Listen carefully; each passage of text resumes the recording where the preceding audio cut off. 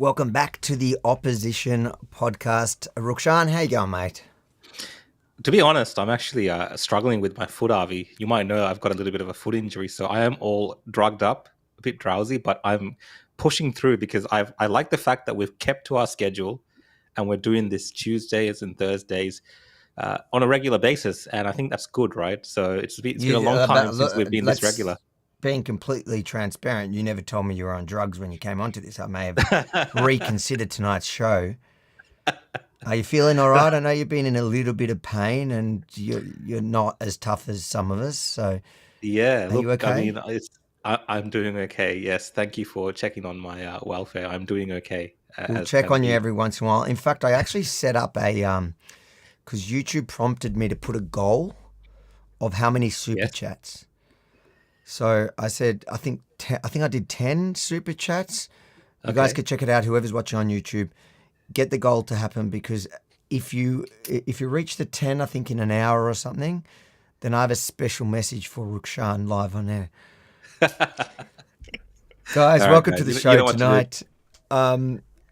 I know most of you probably need to have drugs to be able to listen to Rukshan, but we've got a packed night and interesting night. Some fun stuff has happened overseas, and we've got some guests that are a little bit different. Nobody would really Yeah. know them. None of our audience would know them, but they'll have some Yeah. insight that'll be interesting from the perspective of what's been happening today. But just some house rules, guys. You can comment on any platform, but the comments that we're going to bring up for sure, every single comment, are the super chats. So if you have a question or you just want to get involved in the conversations, make sure to chuck us a super chat, and that helps us do what we do. So we appreciate the support on top. That is on both YouTube channels, on Rukshan's and mine. Rukshan, is there anything I've missed out? No, look, I mean, I'm looking forward to this podcast because it's international news, but I think it involves Australia to an extent. Trump even brought up Very much Australia a few so. times A in bunch of relation times, to this. yeah. A bunch of times, and I think the guests that we've put together today, it's interesting because we can provide the kind of commentary based on what we're witnessing, but to have that first-hand kind of experience around some of these topics and that understanding of a country, I think that's really important. So I hope the guests provide our viewers really pay attention to what they're saying as well, because that's coming first-hand experience in terms of from that part of the world. So All let's right, jump let's into it, bring on Avi. the first guest. Stephen, welcome to the show. Hi, mate. How's People it? don't know you here. Give us a little bit of a background. Who are you? Where are you from? Where you are now? And what do you do? Because I think what you do is kind of relevant. So I'm South African, as people already probably know, and I left in 2018. Went to the UK. Sorry, I left in 2015. Went to the UK until 2018, and then moved to Melbourne, Australia. In 2023, I decided to build my own social media app for South Africans living abroad called Oorsee, which is, if I need to translate it directly, means overseas. Because I found that as an immigrant, you often get lonely overseas because you don't always gel with the locals. So with the app, I made sure that it features an advanced search option, so that if you're a South African and you've just landed anywhere in the world, you can search for your interest and it will pull up other families with that similar interest.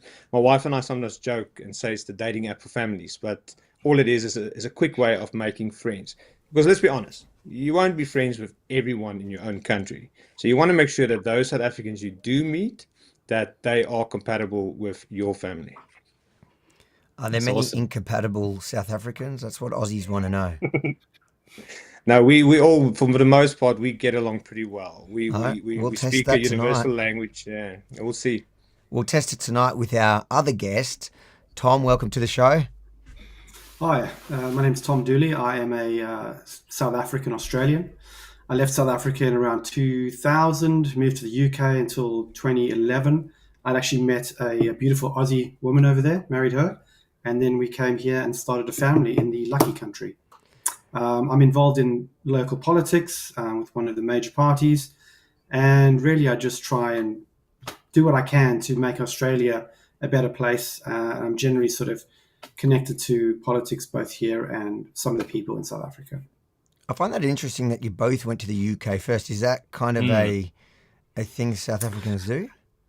A lot of South Africans, New Zealanders, Australians, they go to sort of a 2-year thing there, and some of them stay for longer. They get work permits or they have ancestral visas, then get their passport. And then once you're in that London sort of, I call it Never Never Land with lots of lost boys, you kind of get stuck there and you live your life. And then at some point you decide you want to settle down, and London is not very conducive to having a family. Well, these days it's not far off from South Africa. That's a very good point you made. So we loved London. We loved the UK, and I actually enjoyed the people quite a bit. It's just for someone with a young family, it's not a very great country in terms of the outdoors or doing those sorts of activities if you're into the outdoor activities. So my wife asked me, well, we've got two choices. We can either go to Canada or we can come to Australia, because that's where we could get work. And I said, I don't want to go from one cold place to the other. And she picked Melbourne. You're lucky. Oh, wow. Yeah. She picked Melbourne. You got a mixed bag in Melbourne, so. Yes. No, it's not Canada cold, because obviously Rebel News is Canadian, and I watch them in the winter, and it's a lot colder. They mock me when I call ours winter. But I think you're lucky, because Canada sucks compared to Australia. Let's be honest. Minus Melbourne. I'm very happy. I'm very happy with the choice there. Yeah. Well, you guys are. I'm assuming every South African around the world today is watching the news, and many in excitement, because I watched it today, just the press conference, and I thought it was pretty astonishing what was happening in front of the whole world. It was kind of a genius move, because he put the president of South Africa on the spot in the one place that it couldn't hide. It was in front of the world's media, including his own South African media. So what I think we're going to do is let's have a bit of a watch and get your reaction. And, I remember a few years ago, and we'll go back to watching that in a minute, but I think looking at my YouTube, I think it was 7 or 8 years ago, when there were the protests around Australia that were, especially in Perth and in Melbourne, for the South African farmers that were going through what they were going through, and people were calling, especially the South African community and people that were in support of them, calling on them to be given emergency visas. At the time, I remember Peter Dutton saying something about that they would issue specific visas. I can't remember what actually ended up happening with that, and whether the Liberal government did issue some visas. You guys might know that better than I do.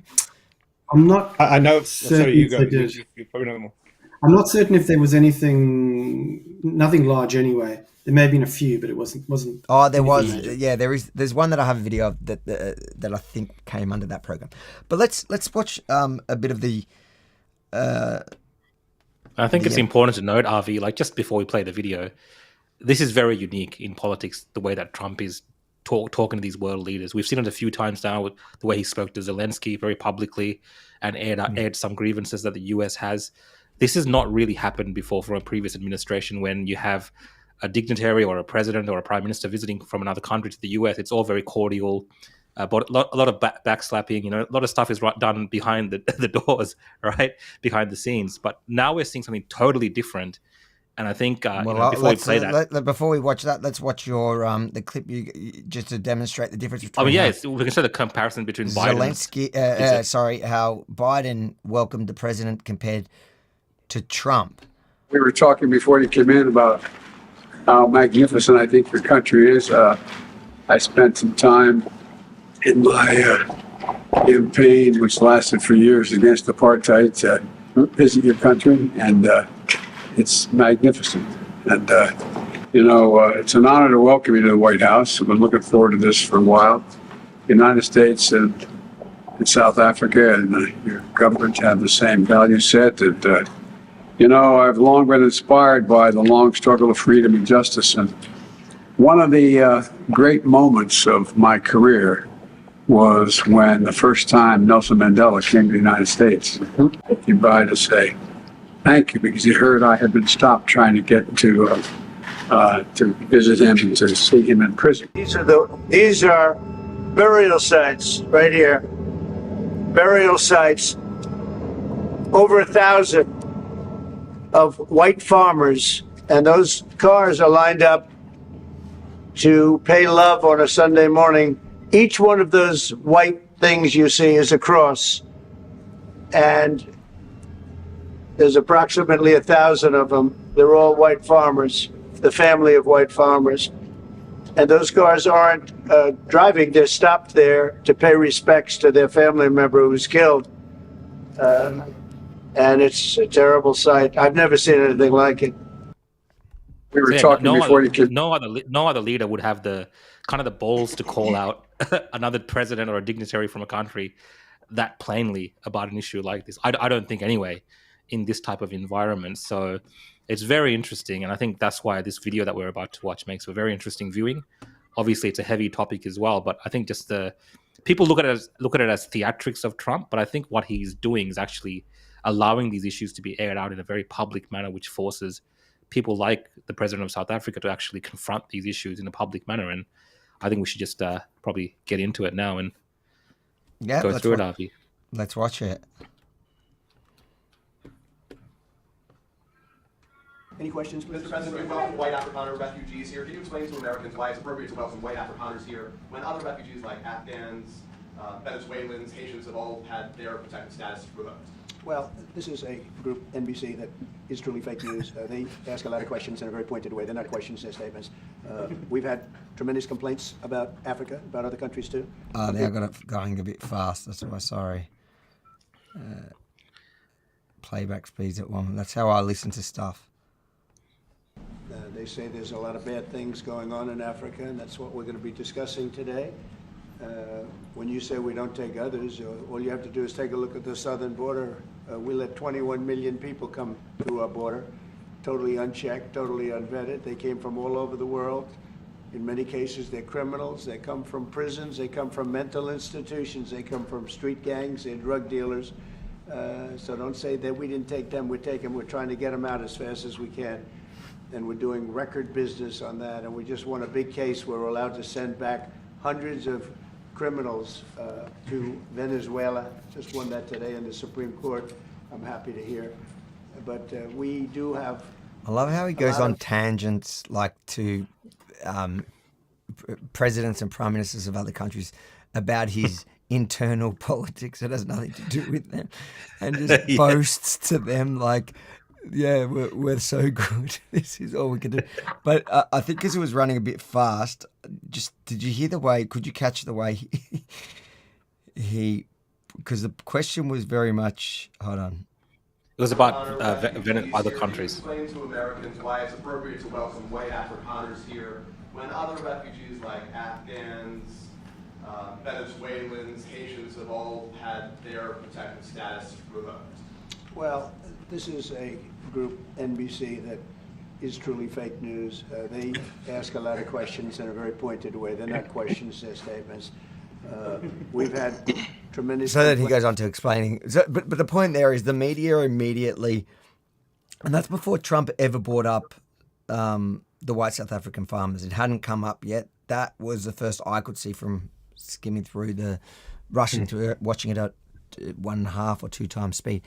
But that was the first time it came up. It was NBC, and the question, he's right. Like, they've lined up the question going, how come you're taking in white South African farmers when all these other black people have been refused or rejected or had visas cancelled? I guess to you guys, like, you'd be used to that over years. Basically, the plight of white South Africans has been diminished. Even when you look at this video itself, like on YouTube, under here, it's immediately gives you a warning, and that's a mainstream channel. So every single video that included this sit down with Trump today has this warning that links to Wikipedia, because that's the source of truth these days, about the white genocide conspiracy theory. So for you guys, having lived I guess, having to defend the position about what's going on there. How has that been? It upsets me to hear that they're using the word conspiracy in a sentence where white South African farm killings is mentioned. It really does, because as I've lived there, I was fortunate not to be a victim of a farm attack, but I've lived in small farm towns where it was happening, and the moment it happens, it's so surreal, and it's like it's the talk of the town. You're like, did that really happen? And then no one can believe it. No one can. For a good example, we lived in a small town called Lurisfontein, which is about 5 hours outside of Cape Town, and our neighboring town, Newtville. Now, all these towns are fairly familiar to each other, and all the farmers knows one another. It was one of the first farm attacks in that area. The criminals, if I'm allowed to refer to them that way, entered the farm. They tied up the women and children, killed the men, and what happened to the women after that is, I mean, you can just imagine, and they've killed them with the children as well. This has happened. This is facts.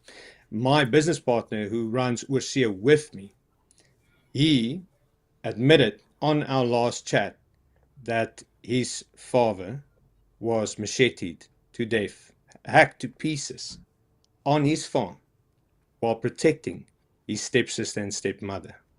What happened to his stepsister and stepmother, he refuses to talk about.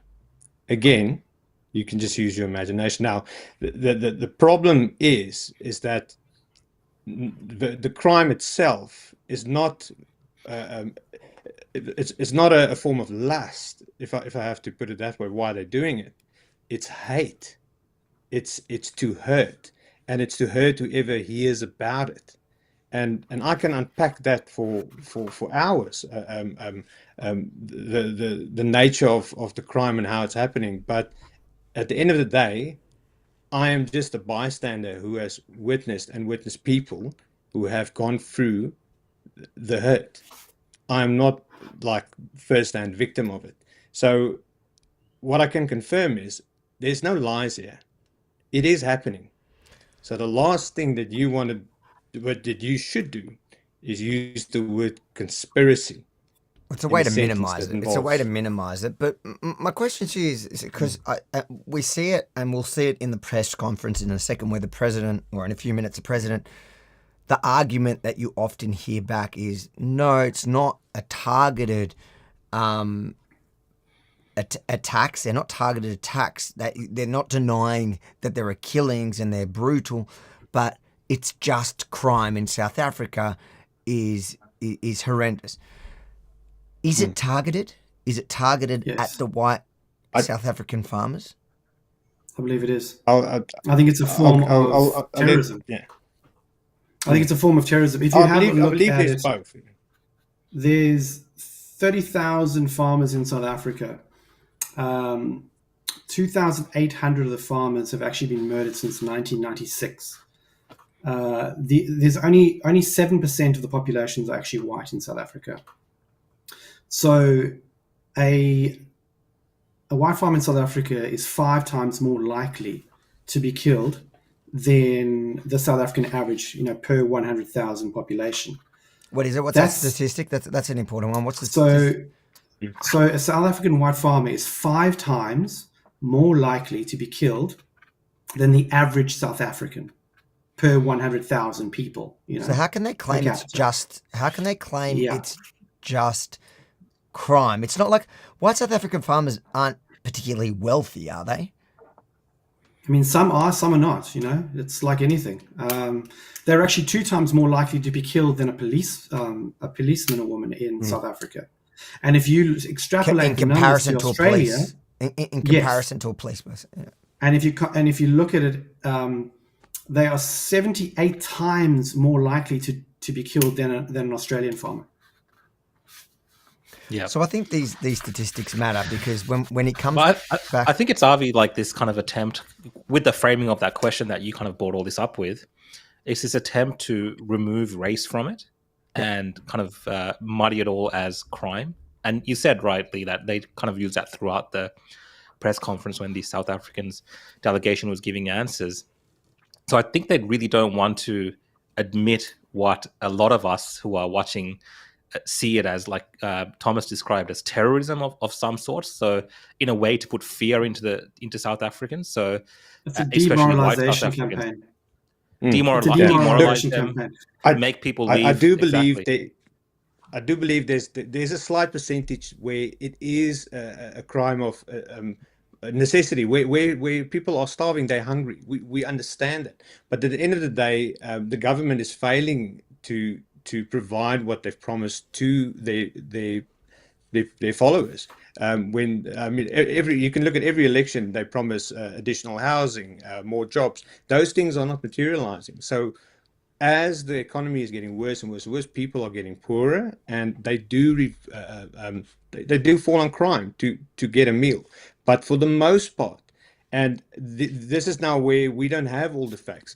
We've got a video of the EFF psyching up 100,000 people to go and kill white farmers. Then what do you think they are going to go do when they leave the stadium? Even exactly. if it's That's not what I don't 100,000 of them. understand. There's clearly people, and in large numbers, that do believe in that, and they're not ashamed to say it. So surely it is not. You can't just put it down to crime.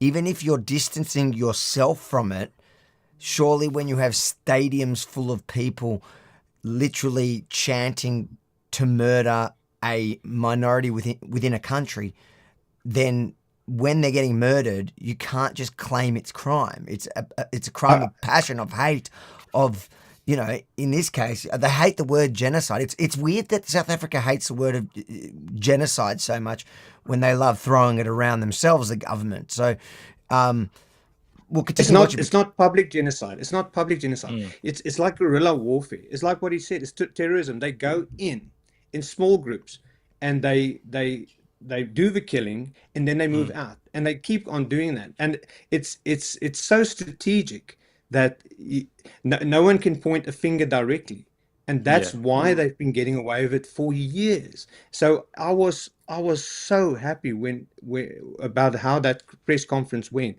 And I've got one question, and Trump raised it. And don't get me wrong, I'm not for Trump nor am I against him. But he asked, why is Malema not being arrested? Let's watch it. I think it's common sense. Right here. He's from South Africa. Go ahead, please. What are you expecting on the ICJ case? Are you expecting South Africa to drop that? Is that what you're trying to On which case? The ICJ case. This was on the ICJ case. This is how it actually started. I don't expect anything, to be honest. I really don't. I don't know. It's they've got a case. There's a lot of anger there, tremendous anger. I don't expect anything. We'll see what happens. We'll have a ruling, and who knows what the ruling is going to mean. Yeah. I like how he just dismissed it, but it was what we just mentioned. This is where he goes into it. Actually goes from there, and it pivots straight into the whole white South African farmers. But I think it is actually an important point to note, because the same government that, whether it's just crime problem in their country, they got so many issues in South Africa. The same government that's denying that they have a genocide going on in their country is busy in the international court leading the charge against Israel, because they have so much spare time to not deal with at best the major crime problem they have, but at worst an actual genocide in their own country. And remember, when what did you think of Trump's response when the reporter tried to bring that topic up? I think Trump's like, yeah, whatever. Like, he's dismissing it. I don't think he cares. Trump's punishing the ICJ or whoever, the ICC. He's already punishing them straight for even taking this stuff seriously. But to me, I just look at that, and it's always, since the beginning of that case, I've looked at it and gone, somebody needs to hold up a mirror at these guys, because the argument that they also make within genocide when they can't prove it with the killings, they say, oh, land grabbing is actually technically part of genocide when you force people off their land.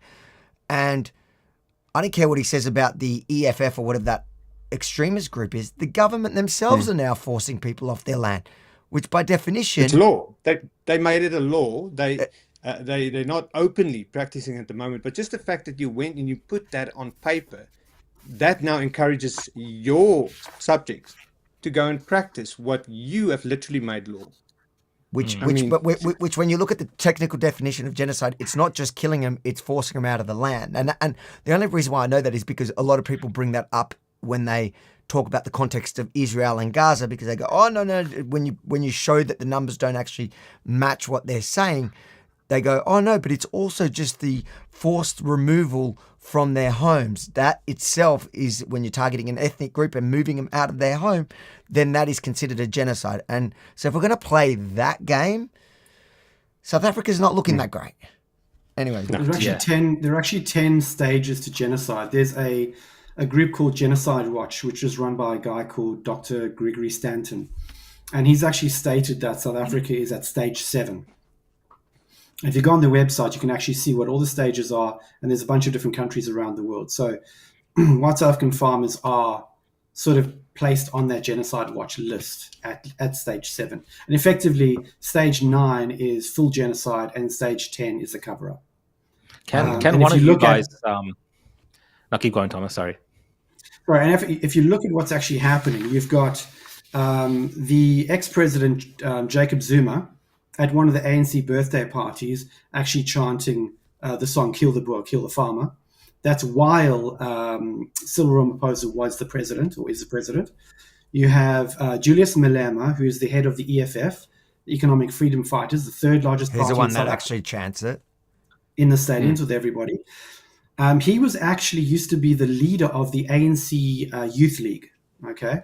And then you have our current president, who, there's actually a quote here by somebody. So there's a guy called Dr. Mario Orsini and Ambrosini, sorry, difficult name, who actually held Ramaphosa in high regard.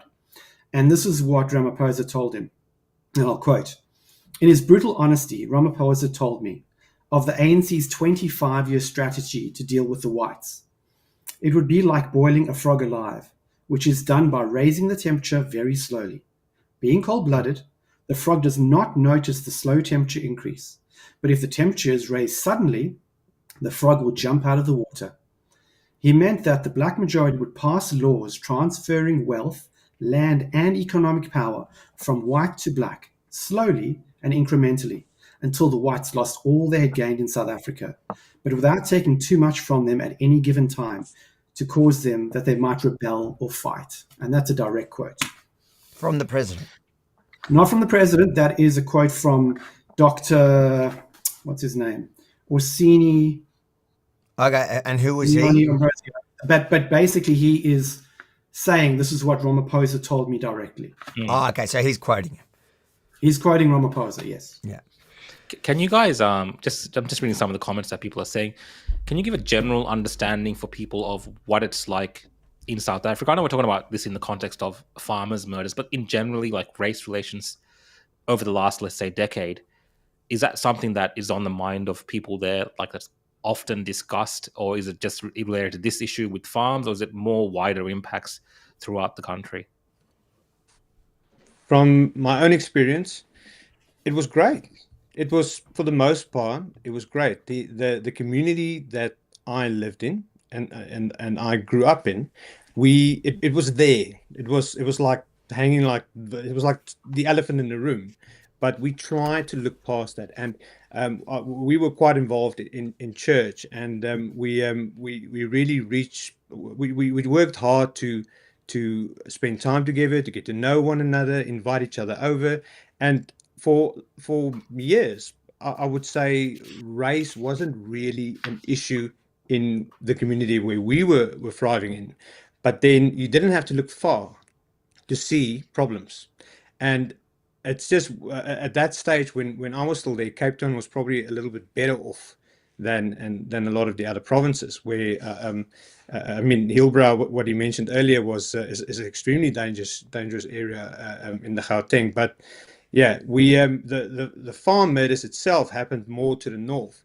And then all these rumors will start flying around, like it was not South African blacks doing the killing. It's actually people from Nigeria, or it's Mozambique, people coming over the border. And some of those stories are probably true, but for the most part, and the people that they've now caught doing it, and people that were actually shot and killed in the process of attacking farms, they were locals. They were South Africans doing these killings.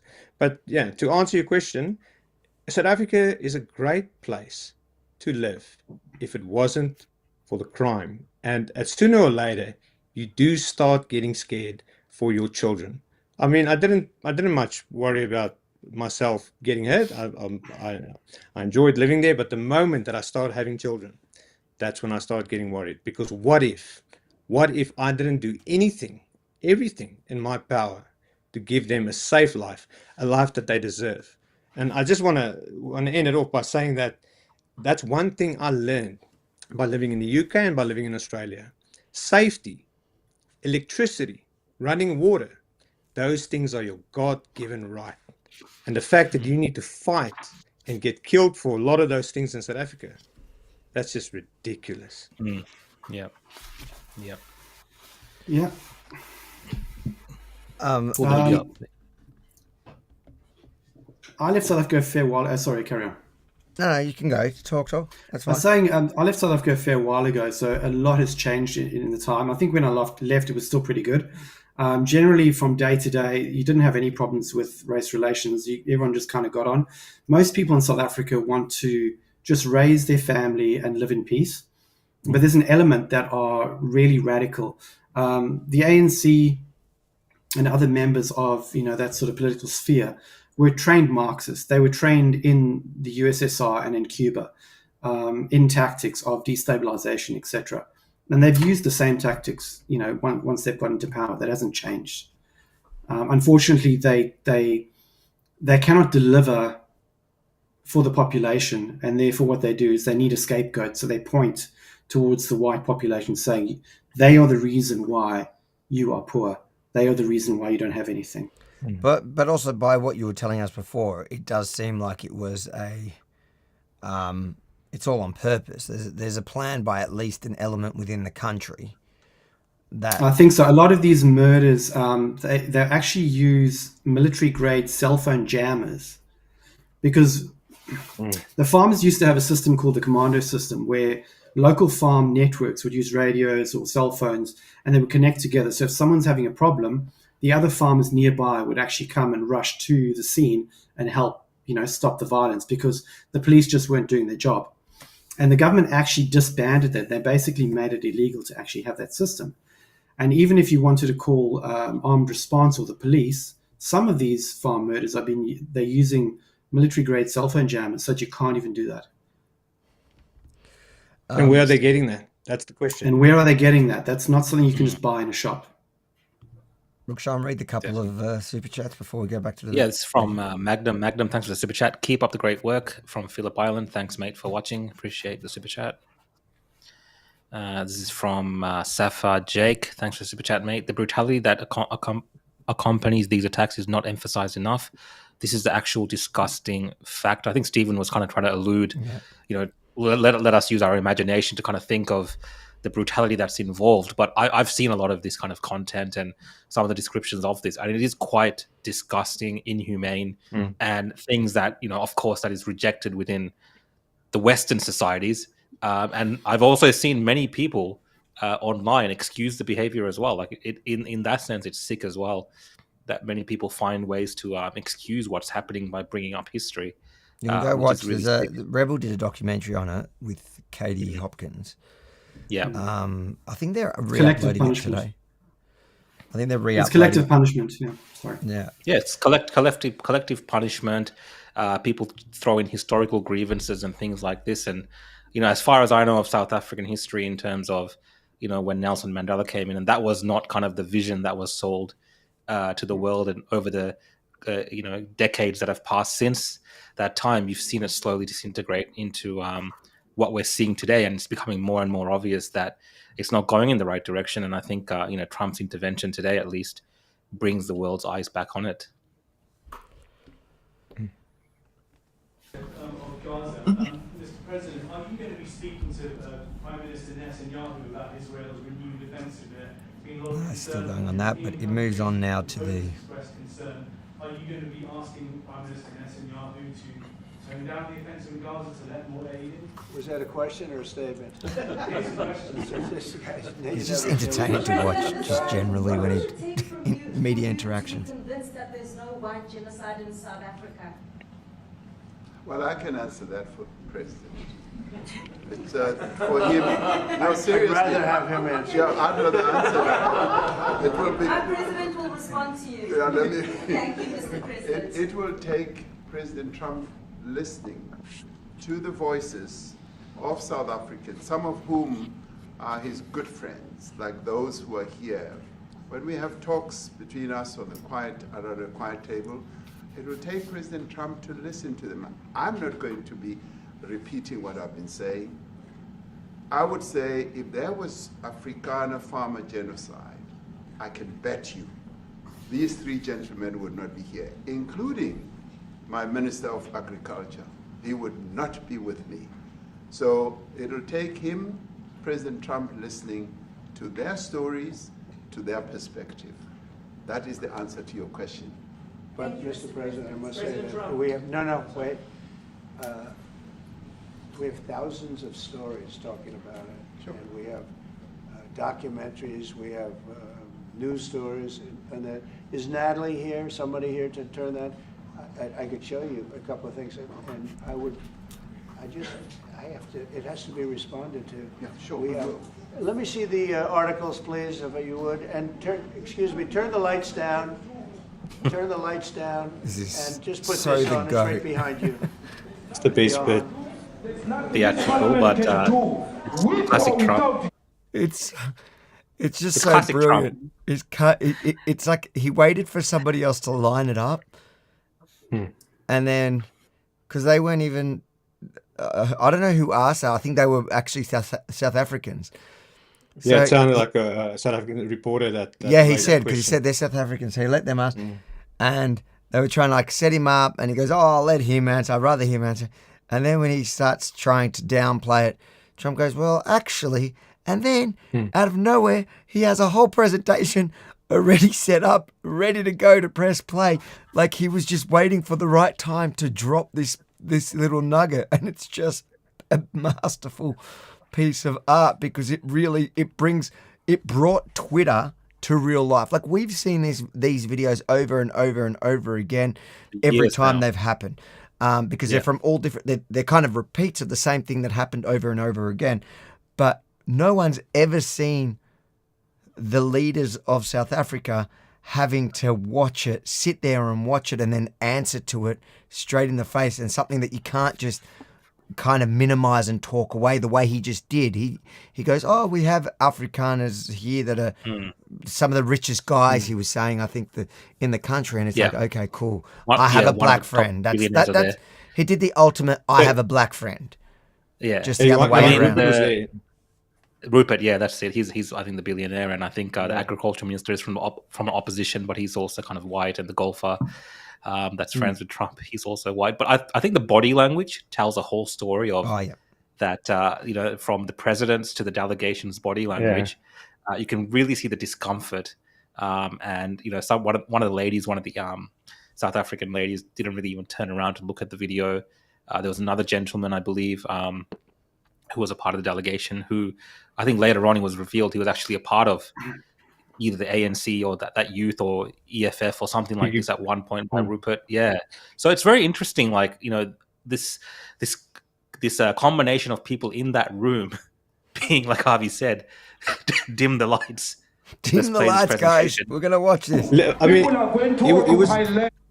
What was it? He was so uncomfortable, and I can just imagine how he was so upset with Malema at that moment, thinking, "Oh, I should have dealt with you." Yeah, years he might ago. go and arrest him for sure now. Well, that's what I hey, was- he won't want I to was- look I like was he's waiting- capitulating to Trump. Well, yeah, we should watch the waiting- EFF response later. Yeah, we will. Here, let's watch it. We require no permission from you, from the president, from no one. We don't care. We can do whatever you want to do. Who are you? was to like, tell us why are what you to making me watch occupy land this? or not? We are going to occupy land. South African occupy land. That's who we are. We don't care what to do. We can withdraw my membership from this useless parliament. Yes, honorable member. Must never be scared to kill. A revolution demands that at some point there must be killing, because the killing is part of a revolutionary act. Shoot to kill the mother, kill the poor, the farmer, kill the poor, the farmer. I think they pan to there in a second. But you can hear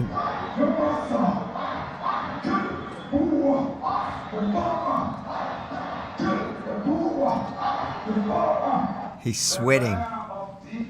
He's struggling, and some people are asking who's speaking, Avi. So So it's the video where they're, yes, they're the person showing. speaking is not the president that's speaking. It's one of the kind of the opposition minor parties, whatever, EFF, Julius Malema. Hold on, I'll And pull up. he's, I'll pull up another version of it where you can actually see. Yeah, that might be This- good for context. I'm just screen. noticing from the comments, not everyone has actually seen this Seen video. it. Yeah, no, I'll pull it up now so you can see. I thought they've panned over to it. That they're just staying on the president on that one. Yeah. But But you even see that, and for the moment that you saw his delegation, you saw already how uncomfortable they were. You saw how he Well, was they were starting trying to kind of laugh it off. You know, when you're kind of caught in an awkward Nervously. situation, you're trying to kind of nervous laughter. It's like, what is going on right now? And he was looking at his aides, like, what's going on, guys? They're smiling at each other, and I think it kind of sunk in. You could tell he was the president, Ramaphosa, was kind of holding on to his chair a little bit and fidgeting around. I think it kind of sunk in what's actually happening. At He this was very thinking, moment. what should be my reaction to this? Like the world Yeah. is watching me having to watch this. Well, you've listened to his speech, right? He's obviously he was well rehearsed in how to answer President Trump and how to communicate with him and what to and tell him. He wasn't prepared for that. Yeah, No. no. But Malem is telling everybody exactly who they are. Yes. Malem is telling everyone exactly who they are. And the other thing is you've got to ask yourself is, what is Ramaphosa actually doing there? Why is he there? I believe it's because South Africa is probably a failed state, and he's probably already gone cap in hand to China. Russia doesn't have the money. He's now having to go and suck up to Trump because they need a bailout. Yeah, that's the whole context, right? Because It's a trade deal or something. Ramaphosa actually reached out to Trump for the meeting to have Yeah, this and meeting, that'll get interesting when we actually look at the ABC's response. Let's watch this one. I think has it. It's for him. No, seriously. I'd rather have him answer. Yeah, I'd rather answer. I would. Johan. There's nothing. This parliament can buy land. We require no permission from you, from the president, from no one. We don't care. We quiet. can do whatever you want to do. Who are you to tell us whether we can occupy land or not? We are going to occupy land. There must be Did I get another one that doesn't have it? Damn, sorry. I'll pull up another one. So just for context, while you're looking for that, Avi, so the thing that Julius Malema is saying, if you guys can kind of give some context around that phrase that's being repeated a lot, either Thomas or Stephen. So kill the saying- boer and Boer. So boer literally just means Yeah. farmer. A boer Yeah. is a farmer. It's an Afrikaans word for farmer. I mean, Stephen, you can have a chat. Yeah. So yeah, it's to directly translate it, kill the farmer. That's what he's singing. So boer, you know, in after apartheid ended, where there was all sort of a racial slur being thrown around, the ANC tried to use the word boer as a racial slur towards Afrikaners. Obviously, we don't care.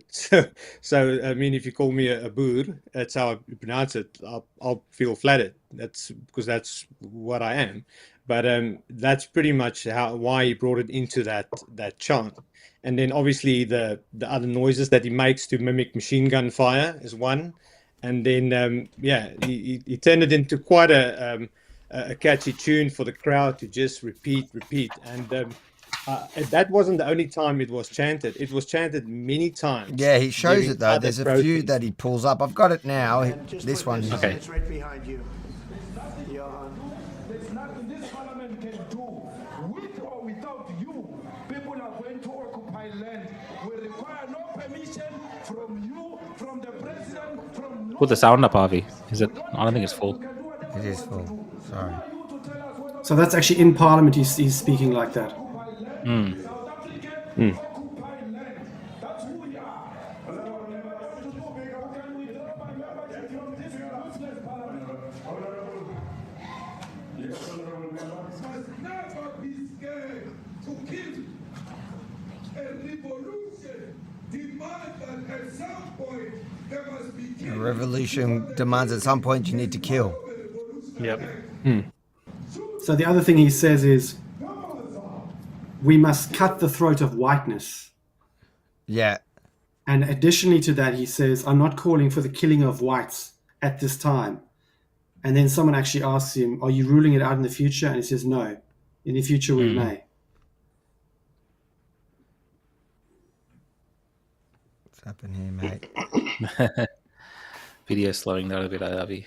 It's X. Right. But these videos have been circulating for years, Yeah. as we discussed earlier. So this has been discussed at length online, and obviously you guys have talked. Oh, here we go. Shit, there you go. The mayor of DJ in PE is a white man.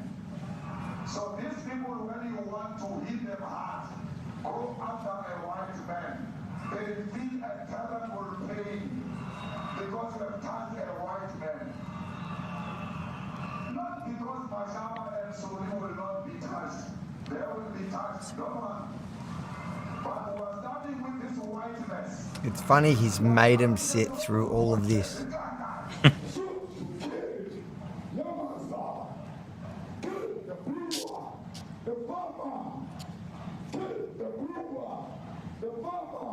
It's crazy that they dance to this. Yeah, that Oh, dance that- is called toy-toying. It's a toy-toy. It basically gets them all riled up. Look how many people are in that stadium. I'd be surprised if 10% at least didn't go out and do some form of harm. You see, the ANC actually has a policy of national democratic revolution, where if you read between the lines, it's just basically communist revolution. Is what it is. And this is that chant is something that the ANC themselves would have chanted during that time Yes, period. A lot of the 100%. members, yes. Well, that's where it comes from EFF originally. So the EFF has taken on championing it today, but people like the president, possibly the current president, would have possibly chanted those kind of slogans in the past as well. So Julius Malema, I think, believes that the ANC hasn't moved fast enough to disinherit whites from land and to, bring about the process that they want. And I think that's why he left. There was some internal struggles within the party. That's why he left the ANC and formed the EFF, because it's a more radical form of it. And in some way, it allows Julius to say what Ramaphosa can't really say. That's what I believe anyway. Yeah, I think most of them have an extreme point of view at some stage early on in their political career.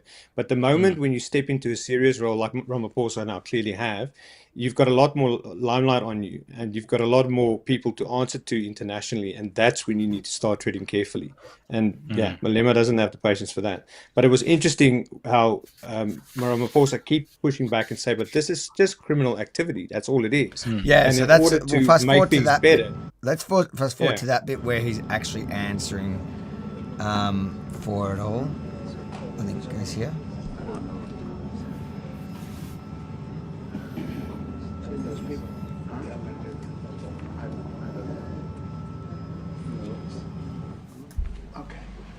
Mr. There, Vance hands him the file. Accepting a Qatari jet to be used as Air Force One. What are you This talking guy. about? You know, what are you talking about? You know, you to get out of here.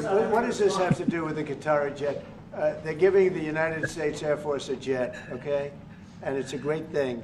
We're talking about a lot of other things. It's NBC trying to get off the subject of what you just saw. You are a real, you know, you're a terrible reporter. Number one, you don't have what it takes I got to be a say, reporter. Avi, You're not smart. on that, not to kind of move away from the subject. I don't want Trump to yell at me to get out of the room as well. But if it's interesting. I know the media raised that question, but if you think about Qatar as well, their history is pretty dodgy as well. There's dodgy as the fact that he's taking a jet off them is crazy. Yeah, so that's like dodgy as well. They're probably worse than South Africa in some instances in terms of the type of terrorism. They're apples and oranges. They're both yeah. evil I think administrations for sure. That's somewhere where Trump is copying criticism, and I think that's where Trump kind of let himself down a little bit, perhaps. I agree. When he kind of deals with these kind of governments as well, where he loses a bit of that, gravitas he might have in this moment, and I think that's why he's telling the reporter to get out. It's just, for me, it's quite. I understand the topic, but it's quite crazy that in the middle of explaining the killing of people, he comes on the side. I mean, what was he thinking? Was he? That's where Trump's right. Getting all of that? That's where Trump's right. Yeah. It's like we're talking about something pretty, like what you just watched is pretty crazy. It's specific. Like, why are you pivoting to something unrelated? And the reason is because Trump did give him a free kick by taking that Qatari airplane. He's given him this unlimited free kick. Like every time that you point out someone's bad behavior, they'll just go, "Oh, what about a Qatari airplane? Do they have a Qatari airplane?" Yeah. It doesn't. I think, to be honest, I think Trump handled that well, and it was kind of funny. Yeah, he did. No, it was that he should have taken that plane. I think he broke the ice a little bit. Yeah, so it was entertaining. I have to admit. But for you to go into a subject about a jet that was given to the United States Air Force, which is a very nice thing, they also gave $5.1 trillion worth of investment in addition to the jet. Go back. You ought to go back to your studio at NBC because Brian Roberts and the people that run that place, they ought to be investigated. They are so terrible the way you run that network, and you're a disgrace. No more questions from you. Go ahead. Go ahead, talk about that. His name is Peter something. He's a terrible reporter. Quiet. Let's go. It's annoying because I do actually want Trump questioned on that, and I do want him held accountable to it. But bring it up in this context is the dumbest place to bring it up because all it does is it takes people like me who do want him questioned about it. It gets us to laugh. Like I'm kind of on Team Trump for this one, even though I don't think he should have taken that aeroplane. I know what you mean. Thank you very much. What would you like President Ramaphosa to do about the situation that we've just seen on the screen? I don't know. Look, these are articles over the last few days. Death of people. Death. Horrible death. I'm not laughing at the death. I'm laughing at the fact that he's just had this all prepared and he's dumped it on the guy. Because of the violence and racism. He brought the receipts. Yeah, he brought receipts to this thing, and it's so when you say what would I like to do, I don't know what to do. Look at this. White South African couple say that they were attacked violently. President Trump, when will you go and see for yourself if it is indeed true? Well, I could do that. Look, here's burial sites all over the place. These are all white farmers that are being buried. And he asks about a jet that was given. You ought to be ashamed of yourself. You know, you are so bad. You're such a bad reporter.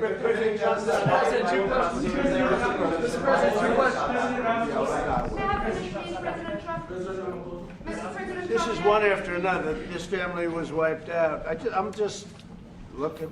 Can we get a report from President Ramaphosa? Your reaction to those videos, Mr. President? Well, I think the videos are so. No. When you look at the videos, I mean, how does it get worse? And these are people that are officials, and they're saying that kill the white farmer and take their land. That's He's what it allowed was. Ramaphosa And I have to other go. friends in South Africa, I have people that left, one in particular that says you can't go there. He said they want to take your land, they take your land and they kill you. It's okay, and they say it's okay to do. Now, we're going to talk about it, but this is a tremendous, look, this is a story recent. These are all people that recently got killed. Yeah. And I don't know how it can get any worse. These are, and you know, the men that you saw, the people that you saw, those are officials. Those are people that were in office. They had one march. They had a dance in your parliament, whatever you may call it, legislature. Well, let me clarify that. Yeah, let me clarify that, because what you saw, the speeches that were being made, one, that is not government policy.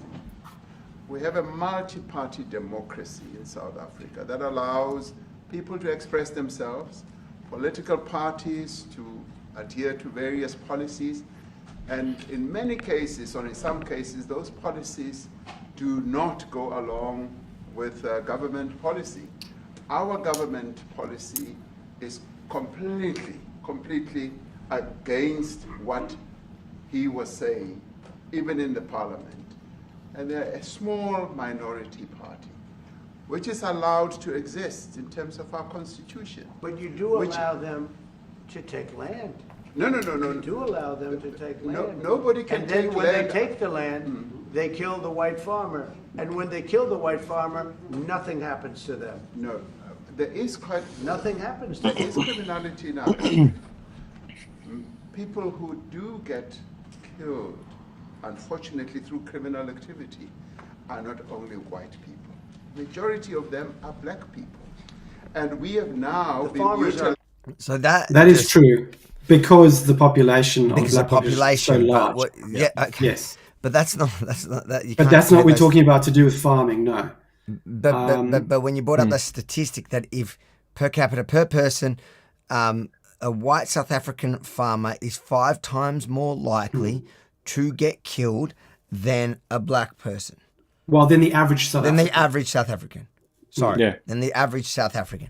So that goes against what he's saying directly. It means they are being targeted, but also you can see they're being targeted. The videos show that they're being targeted. What are you trying to say? That, like, I don't get his playing down of it. What's he trying to say? So that nobody's actually targeting him when there are clearly thousands of people targeting him? There's something that a lot of Australians don't seem to understand very well, is that the black population of South Africa are not indigenous to South Africa. South Africa as a whole, a country now, the way you look at it, never really existed up until around about 1902, roughly. We actually have our own Aboriginals in South Africa. They are the Khoi and the San people. They're Bushmen, made famous by the movie The Gods Must Be Crazy. What actually happened? Fantastic. What actually happened is you had white people from Europe settling in the Cape, and you had black Bantu tribes that came from the north, sort of Central Africa, and worked their way south with their herds of cattle.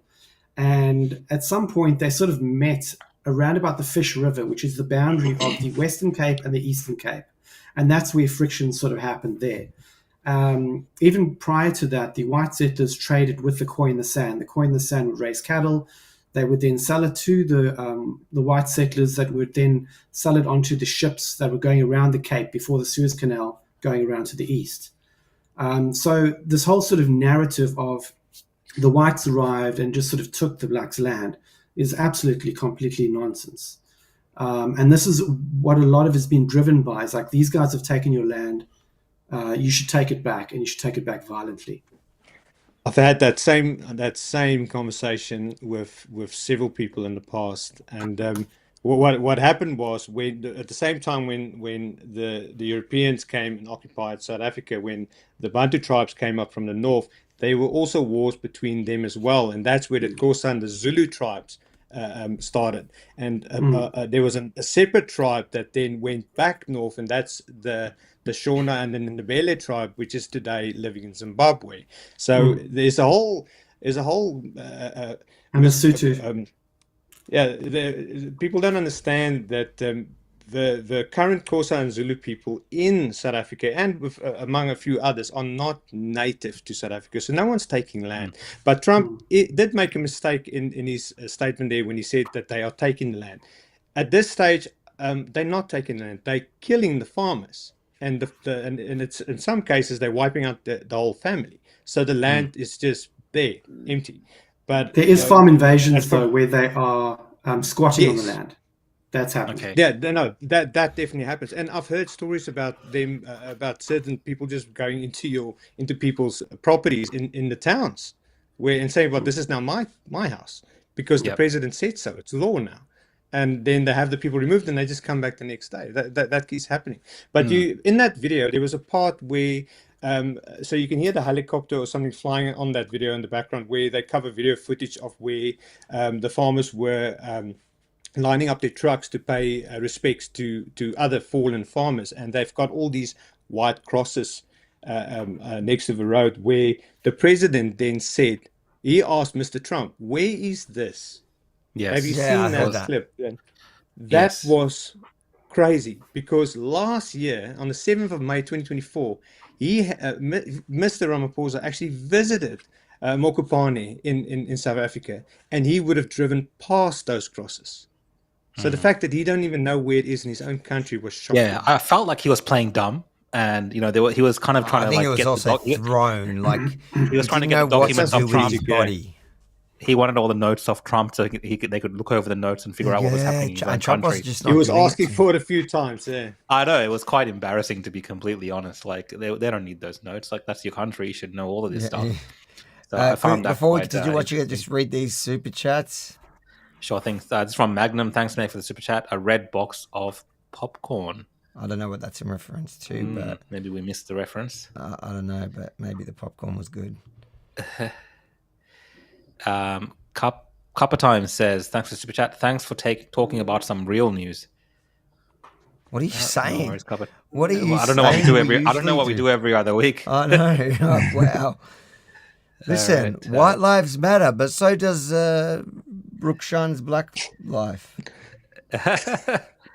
Magnum says again, Trump is the one of a kind. He's doing a great job. I do agree with that. He's definitely one of the Some kind. people might disagree, but I agree. I think he's doing a good job. I think he's doing a good job. Besides for the plane. You're not going to let that go, are you? No. This is from Brenton. Brenton, thanks, mate, for the super chat. Try getting money out of South Africa. Many South Africans end up leaving so much behind to escape the genocide. Thank you, President Trump. People leave money there? No, at this point, people. Yeah, a lot of people just give up on investments, and but there is now on the app, on the Worship app, we've got a company that actually registered there, and they assist people to move their money that they've got in South Africa to wherever they live overseas. Among other things, yes. Or some of it's money, some of it's investment, some of it's retirement policies and those sorts of things. I'm not a financial advisor, so don't ask me any. We're not taking your financial advice. Don't worry. But if I try to escape South Africa, I'll come and look. Black. The farmers are not black. I don't say that's good or bad, but the farmers are not black, and the people that are being killed in large numbers, and you saw all those grave sites, and those are people that. Loved ones going, I guess on a Sunday morning, they told me, to pay respect to their loved ones that were killed. Their heads chopped off. They died violently. And, we're here to talk about it, and I didn't know we'd get involved here. But I will say this, that if the news wasn't fake like NBC, which is fake news, totally one of the worst, ABC, NBC, CBS, horrible. But if they weren't fake news like this jerk, that we have here. We have real reporters that be covering it, but the fake news in this country doesn't talk about that. They don't want to talk about it, but now they have to talk about it. But they won't. This won't even be a subject. They'll have him talking about why did a country give a free, think of this, why did a country give an airplane to the United States Air Force? Okay, the United States, not to me, to the United States Air Force. So they could help us out, because we need an Air Force One until that's Air Force One. It's being built, 2 of them being built. But Boeing's a little bit late, unfortunately. So why did they give us a plane to the United States Air Force? That's what that idiot talks about after viewing a thing where thousands of people are dead. I'm sorry, I don't have a plane to give you. I wish you did. Okay. Sorry. If Can your I country barge offered- in? Yeah, 100%. Look, I appreciate the fact that he's trying to be humorous. I live in Australia now, and I've seen the Aussies joke around the table while the place was on fire. The place was burning in 2019, and they were cracking jokes. I can understand they use humor to escape a bad situation, but in the same sentence where Trump talk about killings, and he still wants to put in another joke on the side when it's his country that's being thrown in the spotlight. I don't agree. I think he should have come across a bit more, I almost want to say humble, or just accepting that is happening and he's going to do something about it. I mean, if I'm not president, but in my opinion, Malema should be arrested immediately and held accountable for what he has. I think said that's and what for Trump the gets. amount of people. Trump gets to that now. I think. Well, he's trying to. Yeah. United States Air Force a plane, I would take it. Okay. But coming back to this issue, which I really would like us to talk about, and talk about it. Switch to the screen, Avi. Oh, sorry. We were taught by Nelson Mandela that whenever there are problems, people need to sit down around a table and talk about them. Well, there are And this is precisely what we would also like to talk about, including, of course, trade matters, investment matters. So the issues that concern you as the United States. He dumps it on him in the middle. Those are all deaths. Yeah, in many ways, I mean, one should say you are a partner of South Africa, and you are raising concerns, and these are concerns that we are willing to talk to you about.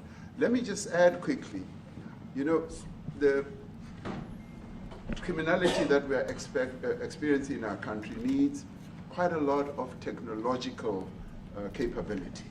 And in one of our areas in South Africa, we're using US technology, which is able to, in many ways, identify where shootings are happening and all that.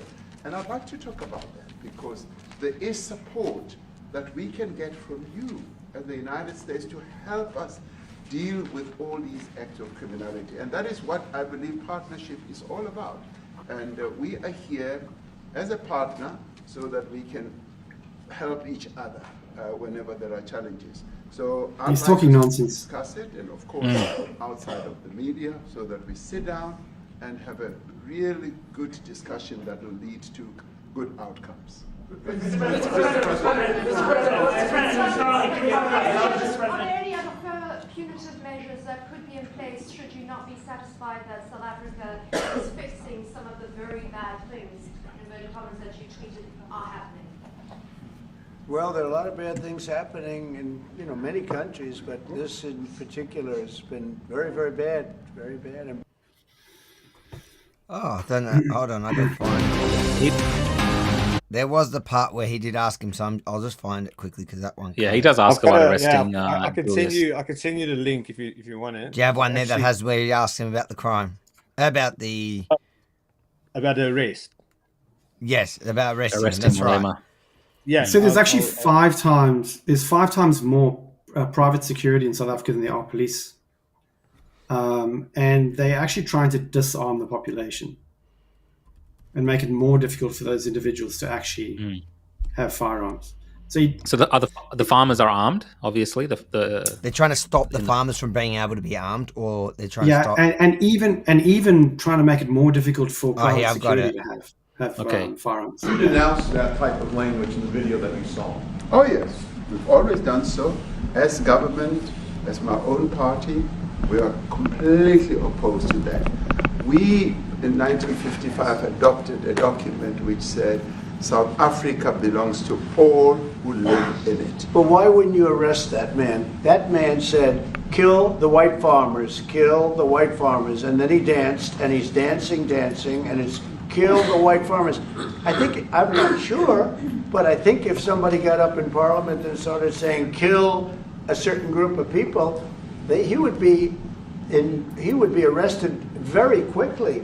That man is going all over South Africa. And that's not a small party. That was a stadium that holds 100,000 people, and I hardly saw an empty seat. That's a lot of people. That's a lot of representation. And those crosses, where you have dead white people, dead white farmers mostly, and you take a look at Australia, they're being inundated, and we're being inundated with people that want to get out. And their farm is valueless. It's valueless. And they just want to get out with their life. And this is a very serious situation. And if we had a real news or real press or media, we don't have that because they won't talk about this because they're all guys like that idiot. But if we had a real press, it would be exposed. And you know, the beauty of exposing it is it's like a cleansing action. When it gets exposed, it'll get fixed. That's when it'll get fixed. But people don't talk about it. And I'll tell you who's talking about the thousands of people that are fleeing South Africa right now. So he says an interesting. So he doesn't call them refugees. He calls them. He says people which technically are refugees, but they might not have refugee status.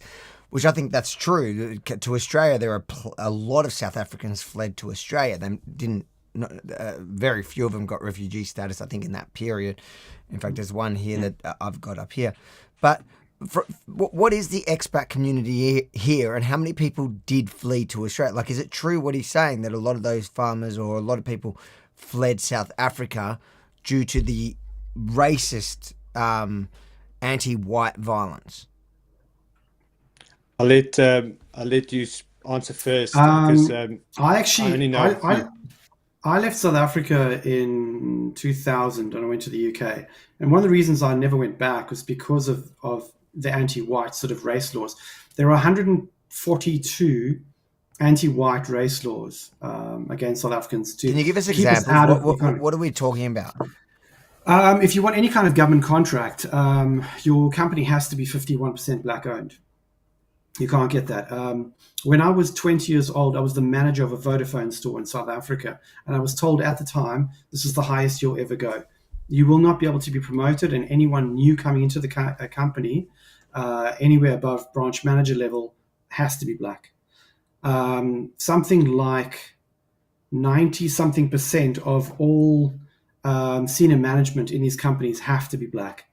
My mother, for instance, was a food technology scientist, and they would actually post two different jobs. One, the exact same job, but for a black applicant and a white applicant. And the person getting the black applicant getting the job was paid 3 times more for the exact same job. These are just a few small things, but it goes on and on. And even if you want to, say, for instance, you have a company of 100 people, you are mandated by law to hire 80 black people, 10 white people, and the other 10 would be split between Indian persons, colored persons, etc. So it's all these quota-based systems. No, my wife worked for the government. She was the 1%.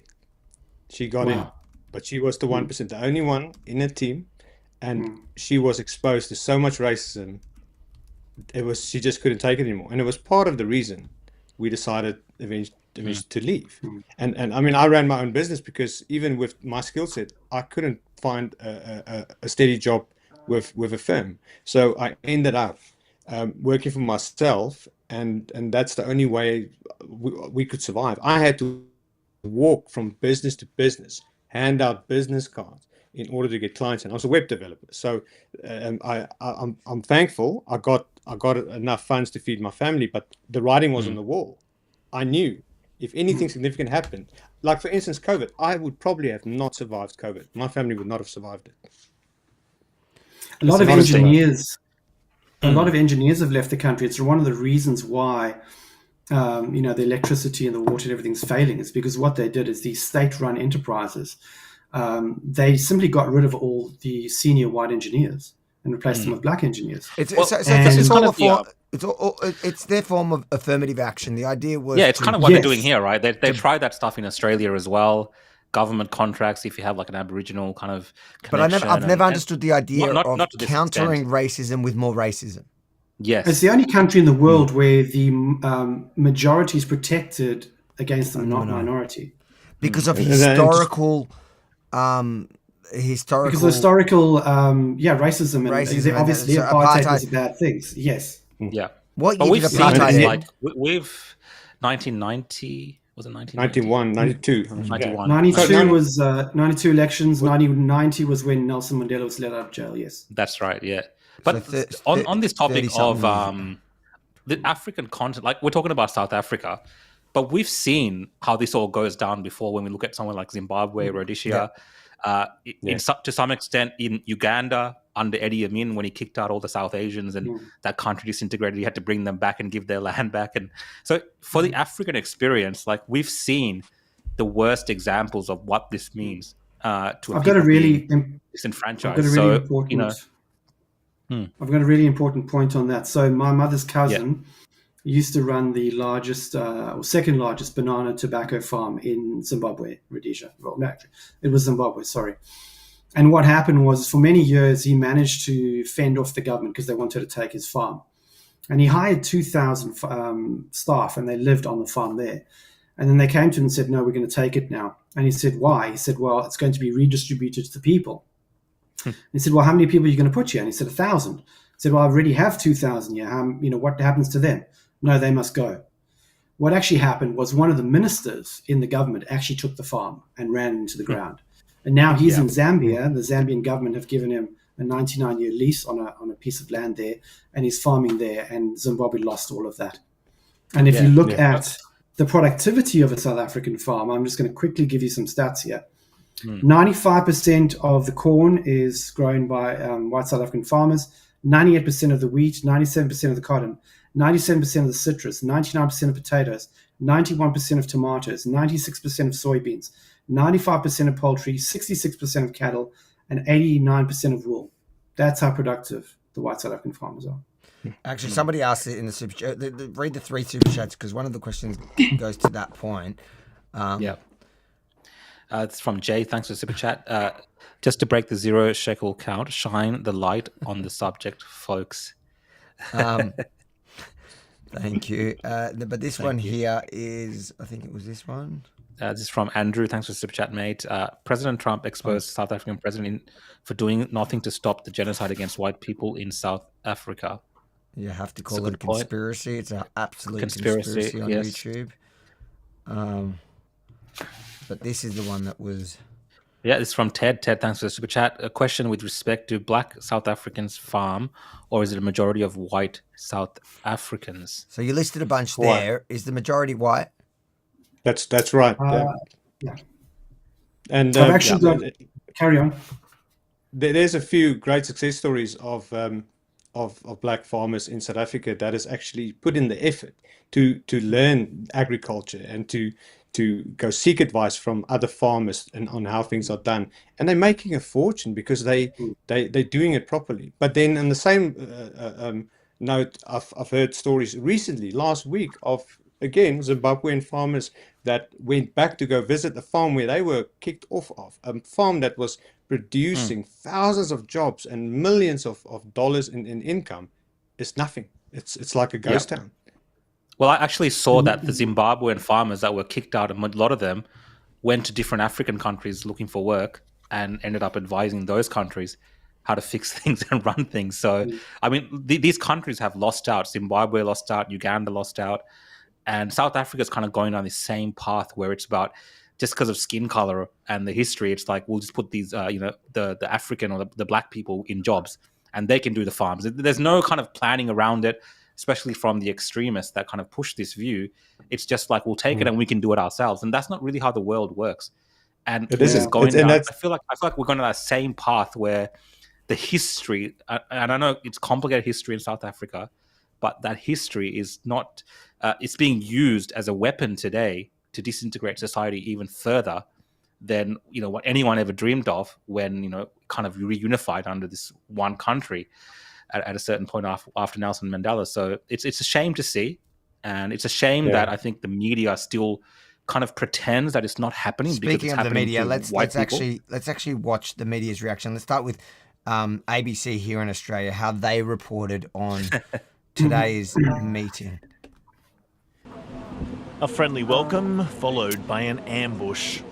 A lot of people are very concerned with regard to South Africa, and that's really the purpose of the meeting. As the world's richest man, South African-born Elon Musk watched on, Donald Trump confronted President... I had no idea that Musk was there. Did you know? Yeah, he was there. I didn't even realize it. That's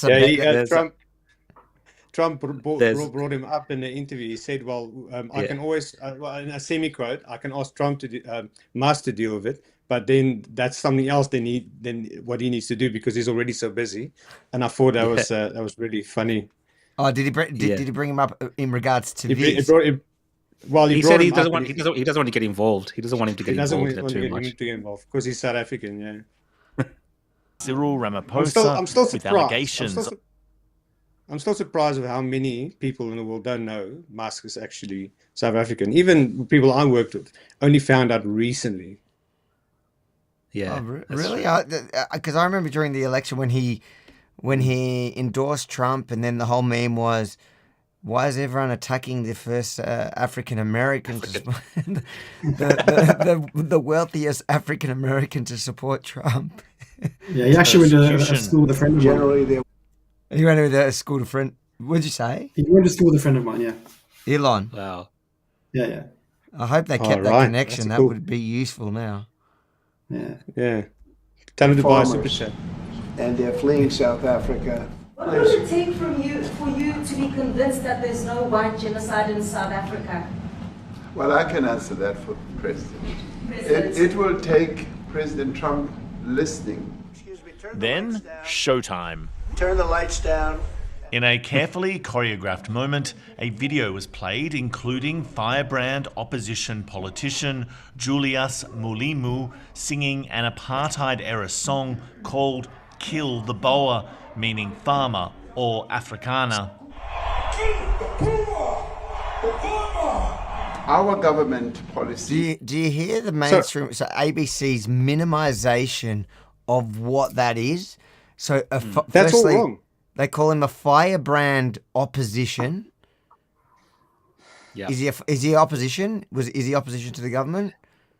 Well, yes, he's an opposition. He's in the opposition party.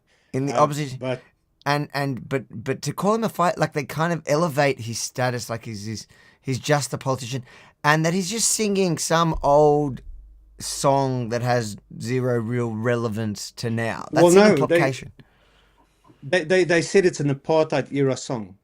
It's not. Is what does that mean? That song's got nothing to do with apartheid. That is hate speech, basically. That it was recently created by him.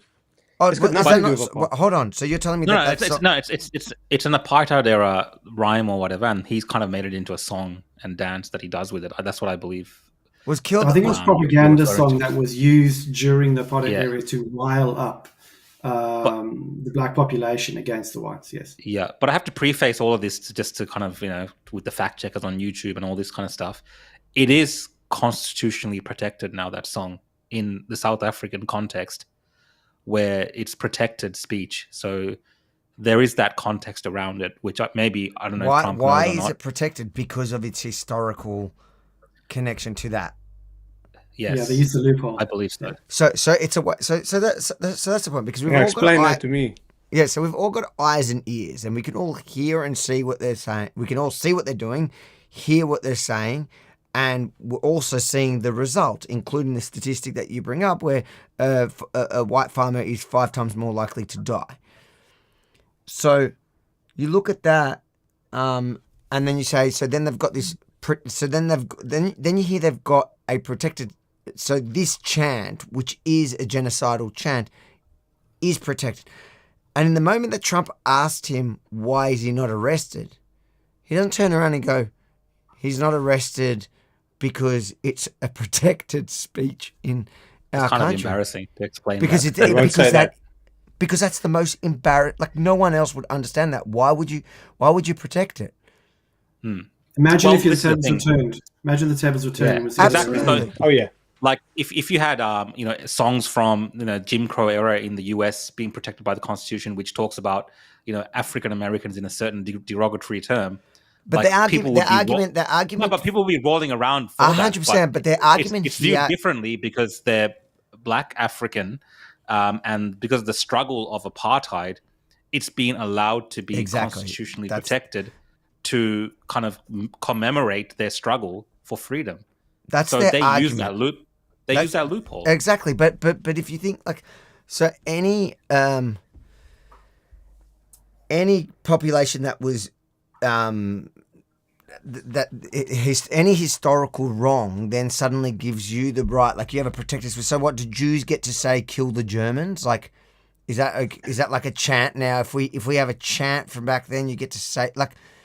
And how far back do you go? Yeah. So what kind of logic is that? It makes no sense that you can protect a speech that has a really a current meaning, especially when it's actually playing out. Yes. That's even worse. Like, it's not just a threat, it's literally happening, and you're protecting the chant that he's spelling out. It's almost like it's like an instruction to young, impressionable extremists from within those groups, for sure. Yeah. And if the basically South African government will not look into the farm murders at all. Killing a police officer is a special crime. They spend a lot more resources in looking into it, but in terms of the farm murders, they won't. If Australian farmers were killed at the same rate that South African farmers were killed at, there would have been, over the last 30 years, over 12,000 Australian farmers would have been killed. Wow. Imagine the Australian government not doing anything about that. Yeah, no, it's unimaginable, to be honest, yeah. Is completely against what he was saying. But you do allow them to take land. No. You do allow them to take land. Nobody can and take then when land. they take the land, they kill the white farmer. In January, South Africa changed the law to allow the state to seize private land if deemed in the public interest. The following month, Donald Trump granted white farmers refugee rights in the US, the first arriving last week. Usually, an invitation to the White House is highly sought after. But this confrontation and Donald Trump's explosive meeting with the Ukrainian president could leave some world leaders reluctant to enter the gilded domain of the US Commander-in-Chief. Making stuff up now. In a friendlier setting, Mr. Ramaphosa claimed the visit had been a success for trade, repeating his denial of the president's allegations. There is just no genocide in South Africa. Can I go home now? Yes, please, Mr. President. Another leader bruised after meeting Donald Trump. Carrington Clark, ABC News, Washington. Avi, play the video. I sent you a video of Ramaphosa talking about this very topic.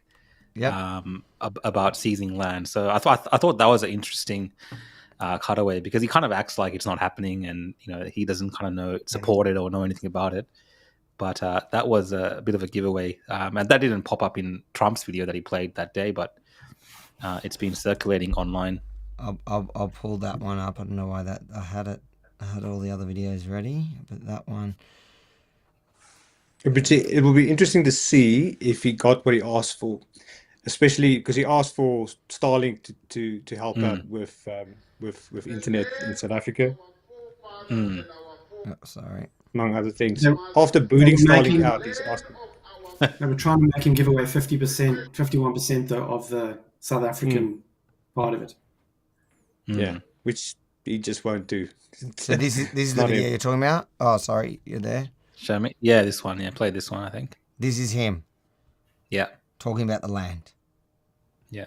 The question of land, the land of our forefathers and our foremothers must return to our people without any fail and without any payment of compensation. And it must happen now. The question of land. So a complete you can find receipts on liar. these guys. What'd you say? I wish they played it in that same setting. Yeah. You can find what an receipts. absolute liar. Okay, and so there was other media reactions. So this is the one that you were saying that the entire American, the Mockingbird media. It's a montage of it.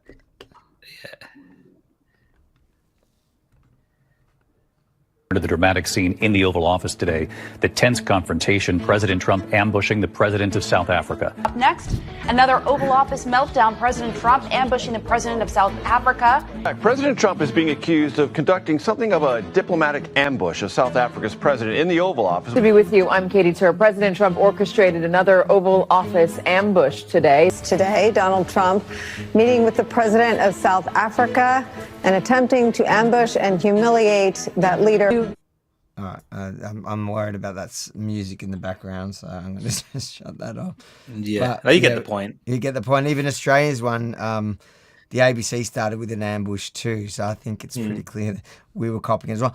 I think I want to watch the EFF reaction. Well, the US President Donald Trump has insisted on the existence of the confiscation, as he's termed it, of land owned by white Afrikaner farmers. Now, what happened in his briefing or the meeting today with President Cyril Ramaphosa is that he brought up videos of EFF leader Julius Malema. In one of those videos, we heard the chanting of the anti-apartheid song, Kill the Boer. Trump even brought newspaper clippings of these alleged farm murders to the briefing and suggested, in fact, that if he was in charge of the government here, someone like Julius Malema would have been arrested. Let's get the view then of the EFF, Sinao Tambo. Sinao, good evening. You saw what unfolded in the Oval Office, the videos of your leader being brought up as proof to support these unsubstantiated false claims of a white genocide. What say you now? Look, just for context, because I have no idea. What is SABC? South African, that's the, is that the state TV? Yeah, so South African Broadcast Network. Yeah, so that's the state. Corporation, yeah. That's a state corporate. That's a state TV. That's like the ABC here. Yes. Yeah. Did you see that open? Like, yeah. That is the most biased. That's it. That's almost, I got to say, that's almost worse than the ABC here. Yeah, we're not shocked. That's just par for the course. That like he set him up to like cushion him down to sit down. These are the guys chanting "Kill the Boer," and this guy just the segue into bringing him on was just so smooth. Sit down, dear genocider. have a soft landing. That is insane. It's a one-party state. It's a one-party state. So. That's insane. That Cyril Ramaphosa and his delegation of white males who have amassed privilege in South Africa at the backs of African people was something we predicted and something we warned about, that it was going to be an exhibition of humiliation. And that's exactly what happened. Donald Trump set them up. He had video clippings waiting and newspaper clippings waiting to support his disinformation. And sadly, the president of South Africa, alongside the Minister of Agriculture, John Steenhuisen, and alongside Johan Rupert, failed to discount those false claims and ended up backing down and disowning the court judgments of the Equality Court, the Supreme Court of Appeals, and the Constitutional Court of South Africa about Kill the Boer, Kill the Farmer, which is a song directed at a system of oppression. But they didn't only backtrack on that. They were almost groveling, trying to explain themselves about land expropriation without compensation, to the point of disowning it. I mean, we've adopted an expropriation act here in South Africa, which allows expropriation of land with nil compensation, but they were almost disowning that piece of legislation, and the EFF warned that this would happen. So we feel vindicated as the economic freedom fighters, and we're proud that our leader, the CIC, Julius Malema, and the EFF are at the forefront of shaking the current. I need to say straight up, I prefer this guy over that Weasley snake, because at least he says what he thinks. He's at least honest about it. He's honest about their thing, and he does say, like, you know, he walked back the expropriation without compensation, which is exactly what Trump was talking about. He says I just love that they want to die on the hill of defending Kill the Boer. Like, that's like that. You know, go explain that to the rest of the world. Just because a biased, corrupt judge in South Africa, either one with white guilt or one who is just part of the genocidal public, just because they ruled, or a panel of them ruled that it's legal because of its historical context. Yeah, doesn't make it normal. Like, let me tell you. I mean, Avi, it's a bit like From the River to the Sea, and some of the other things that are chanted out during those kind of protests. But the difference is, Oh, look, Way more blatant. Rukshan's gone full black on us. Rukshan's been inspired by the EFF. Are you all right there? Were you just trying to bring some diversity to the panel here? From the EFF. The thing about look, yes, you reiterated what that the chant has as historical significance, but it's still the news downplaying, and that's one thing that Trump said. The things start getting better when the media starts talking about it and starts talking the truth about it, and not sugarcoating it and trying to hide it, and isn't it Ramaphosa himself he quoted Mandela saying, if you want to fix a problem, you go sit around a table and you have a calm talk about it. The problem is they're not talking about it. He's avoiding it. He's avoiding it. They're not talking. No, but he's also his argument was, let's talk about it quietly, not in front of the cameras, not in front of the media, because he's embarrassed, and that's why these EFF guys are so much more honest. They're not. I'm not saying they are honest. I'm saying they're a lot more honest than the president, because they're at least saying out loud. They've got ridiculous defenses. Like anybody outside of South Africa would listen to that and go, "You guys are insane." I don't encourage them. Yeah. Like I think it's even worse than the river to the sea. The river to the sea, like the river to the sea outside of. So it's interesting. Maybe it's something similar, but inside of Israel, they don't actually. They don't. So here they say they chant, from the river to the sea, Palestine will be free. In Arabic, they don't chant it like that. In Arabic, it's from the river to the sea, it will be Arabic land. It'll be Arab land, right? And you could see why they changed it, because otherwise it sounds like kill the Boer. Like in what there's no context in which you can explain that it sounds normal. There was tons of phrases and words. It's basically outlawed and against the law to say today in South Africa. Words that was perfectly good words in another language. You can't say because of the racist significance of it. I believe the chant then, for that matter, and I've learned it a little bit tonight that it was actually protected, should be banned as well, because it is racist. It's not just. It's racist, not even right. You know what? I wouldn't say ban it because it's racist. I don't. You know what? I don't think racism violence. should ever be banned. It's an incitement to violence, and the thing is, in this case, it's actually happening. So it is. It is actually, these crowds are inciting people to that violence. So it should be banned, and those people should be prosecuted. It should not be legalized in a court. Quickly read these ones, Rukshan. This is from Catherine. She says, thanks, Catherine. The after requisition, South Africa, Zimbabwe looks like post-requisition to Palestine, and Mandela was no saint. Song equals protected hate speech. Protected incitement. I don't know what do they say? Look at requisition. It looks like post-requisition to Palestine. I don't know what that. Do you understand what they're trying to say? Parts of it, yes. I understood the second part. I didn't understand that comparison between Zimbabwe to Palestine. In what way? Zimbabwe looks like post-requisition to Palestine. Palestinians. Could mean many things. Yeah, I know. There's a few ways you can read that. I don't know. I don't know how to read that. The second part, I agree with you. I don't think protected hate speech. I think it's protected incitement to violence, and that is way more insane than protected hate speech. I think hate speech should always be protected, to be honest. Yeah. And I think Trump's point was, if South Africa, they're hosting the G20, they want to be a part of the Western world and kind of have the backing of the US and be a part of the West and things. Things are going to have to change. Yeah. And especially when it comes to these kind of issues in the country, they should look at fixing those issues. And if it means, but the problem is that this president to the world, he's saying one thing, and then obviously in South Africa he's saying a completely different thing, because even the EFF guy is saying, "Oh, hold on, why is he walking back that policy in front of the world?" And we're also seeing the video you sent us that we just played, where he's saying the exact opposite to what he said to Trump. Yeah. He needs to keep face in front of his followers. He needs those votes, and if those votes, if he promised land, if he promised all the other things that they're anyways not delivering on, he's going to keep saying them. The whole premise of land expropriation in any terms is silly. They keep pushing out what you said before. Well, they keep pushing out this figure of 72% of the land is actually owned by white farmers. It's not. It's actually only 22%, which is less than the percentage actually held by the government. The government themselves hold more land than that. Not only that, but the white South African farmers, in a lot of cases, are actually farming in quite arid regions, especially in the Karoo and parts of the Free State and the northern Cape, etc. These areas are like parts of Australia that are vast, and you can only really have sheep on there because there just isn't simply enough water.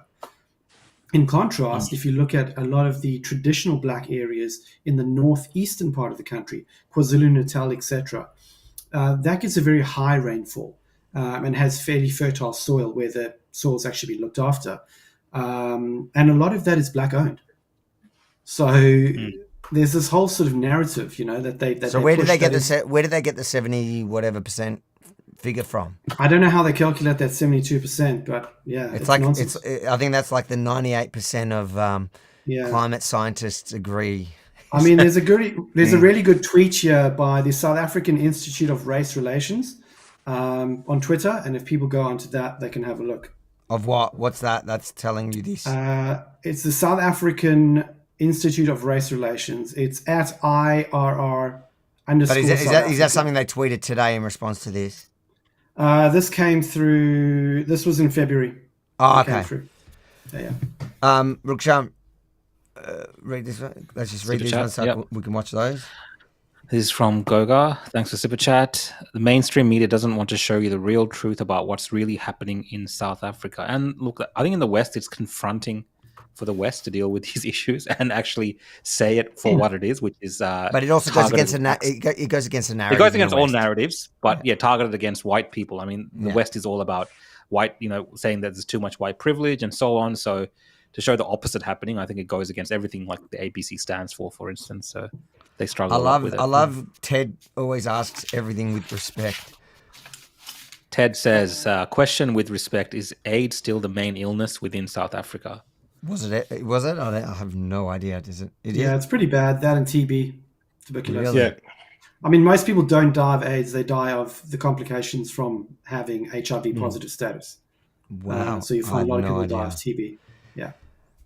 Mate, it seems like there's so much on his plate that he should be dealing with, but he's too busy in the ICJ or whatever it's called. Well, 86% of people have problem with sewage and water. 50% of all the water in South Africa is lost through leaks. These guys shouldn't be preaching anything.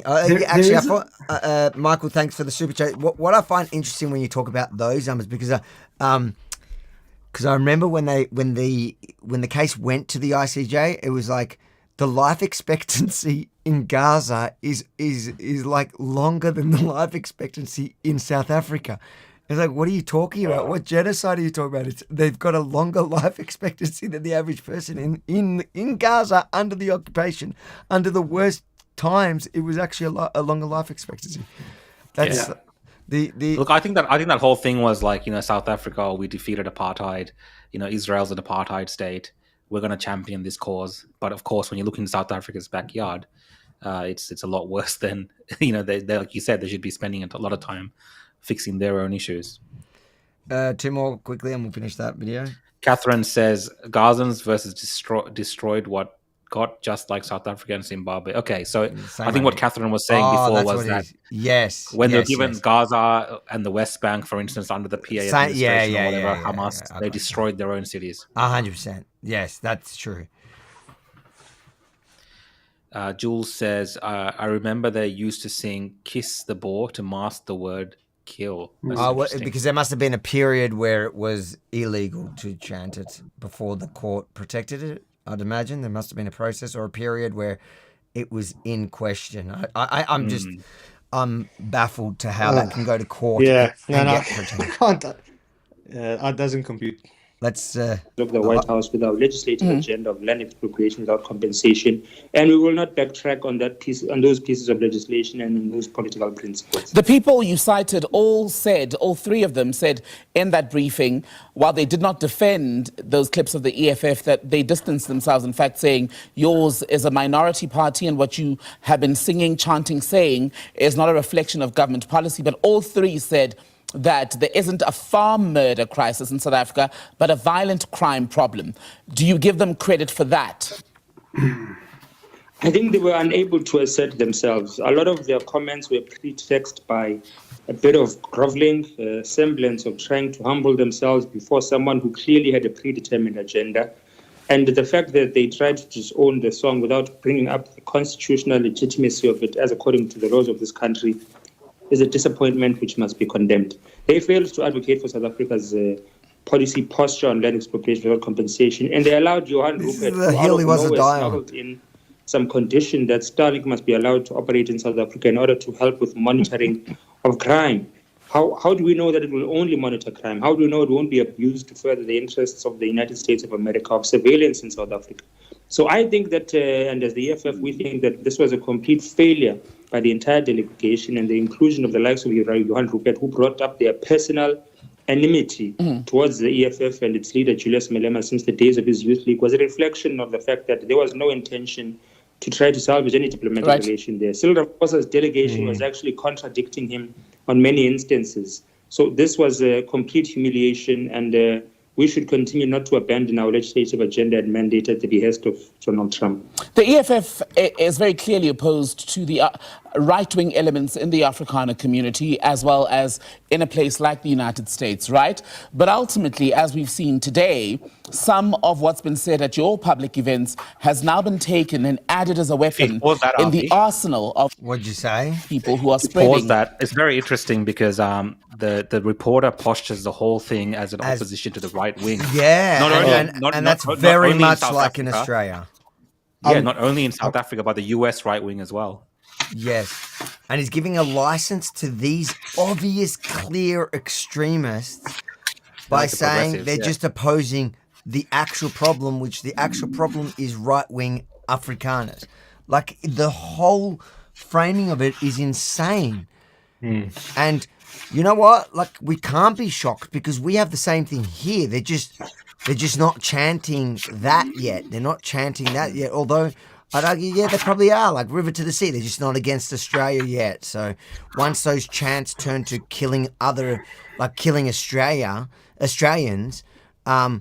will the ABC posture and set it up to be like, oh no, but this is just, I remember when they used to bring on like people like Tom Tanuki as the expert for countering right-wing extremism. The dude is a far left-wing extremist who believes in violence, who believes in, who is a racist, who hates other people, as long as you can say it's against the right, as long as it's against one nation or whatever group. It's insane. It's the same thing. It's just, I guess it comes across way more blatant when it's so clear. Like how's this guy the good guy? How are the guys chanting "Kill the Boer"? How are they the good guys? And doing like shooting symbols and sounds.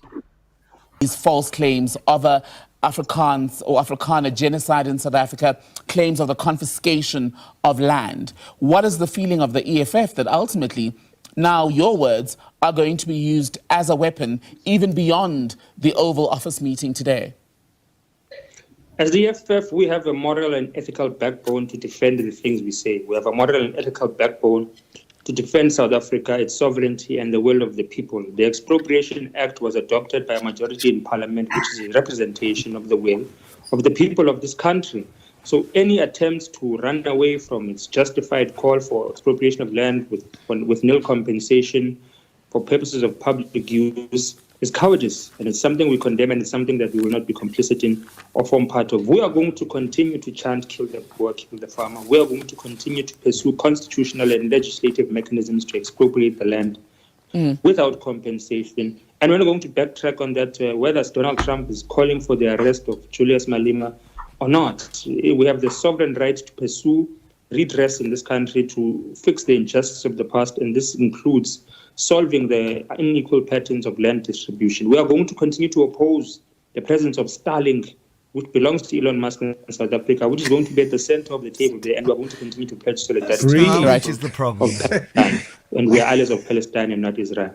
And interesting on that note, Donald Trump, by the way, did not answer in an affirmative way when he was asked if he would want to strong arm, I'm paraphrasing, the South African government into dropping the genocide case against Israel at the International Court of Justice. But lastly, the trade relationship with the United States is a big one. In the last year, the guy is a full-blown extremist, and he thinks just because it's a majority, if you pass a racist law, it's not less racist because the majority passed it. If you legalize a murderous chant, doesn't make it any less murderous. Doesn't make it morally okay. Yeah, you're encouraging people to then actually go and do the act. Yeah, and the thing is, like, this report is like, he's saying, how do you feel about the idea that your words are going to be taken and used by other people around the world to make their as point? A weapon? As a weapon. Now, there's so much contradiction in what he just said there, because the words in its own is violent. So it's already what it is. Those are going to hear it. Absolutely. But yeah, exactly. But the only reason why anyone can use it is because of what you're saying. Because it's so crazy, because it's so hateful, because it's so racist. And in the package and the context of, like, we're saying, he goes, we are going to fight for the road. We are going to always say, kill the boy, kill the farmer. And we're going to expropriate the land. We're going to take it back for the injustices of the past. It's like, dude, like, yes, the rest of the world is going to take these words, use it to show everyone that you're saying these things and the outcome are all these dead people. And you don't like that we're calling it genocide. And then a sentence later, you're talking about the genocide in Palestine again. Like, you guys are absolute clowns. Have you seen the interviewee, how serious he is about his argument, about his point of view? This guy. How important it is for him. Exactly, how important it is for him. So now, ask yourself this question. How is the president, if he decides to now give Trump what he wants, and he now wants to arrest Malema and stop this nonsense, it's not going to be easy. It's too late. No, I mean, it's too late. Yeah. There's a whole other side to this as well. They want to do what they're saying they want to do, but also, while this is all happening, all it's really doing is stoking racial tension between population groups. And what's really happening is the elites of South Africa, who are really parasites, they are just looting the country. So all these state-owned enterprises like South African Airways, like Eskom, which is the power company, like the water companies, like Transnet, which is the rail companies, every single year, these corporations have to get bailed out because they are run so badly and they're so corrupt. The people are so corrupt at the top of it. And what happens is they'll get a bailout and the money just disappears. Nothing gets built or maintained, or the roads don't get fixed or anything else like that. So that's the other side of it. That's the biggest concern of asking for investment and for America to put money into South Africa is where's that money going? And they've done that in the past before.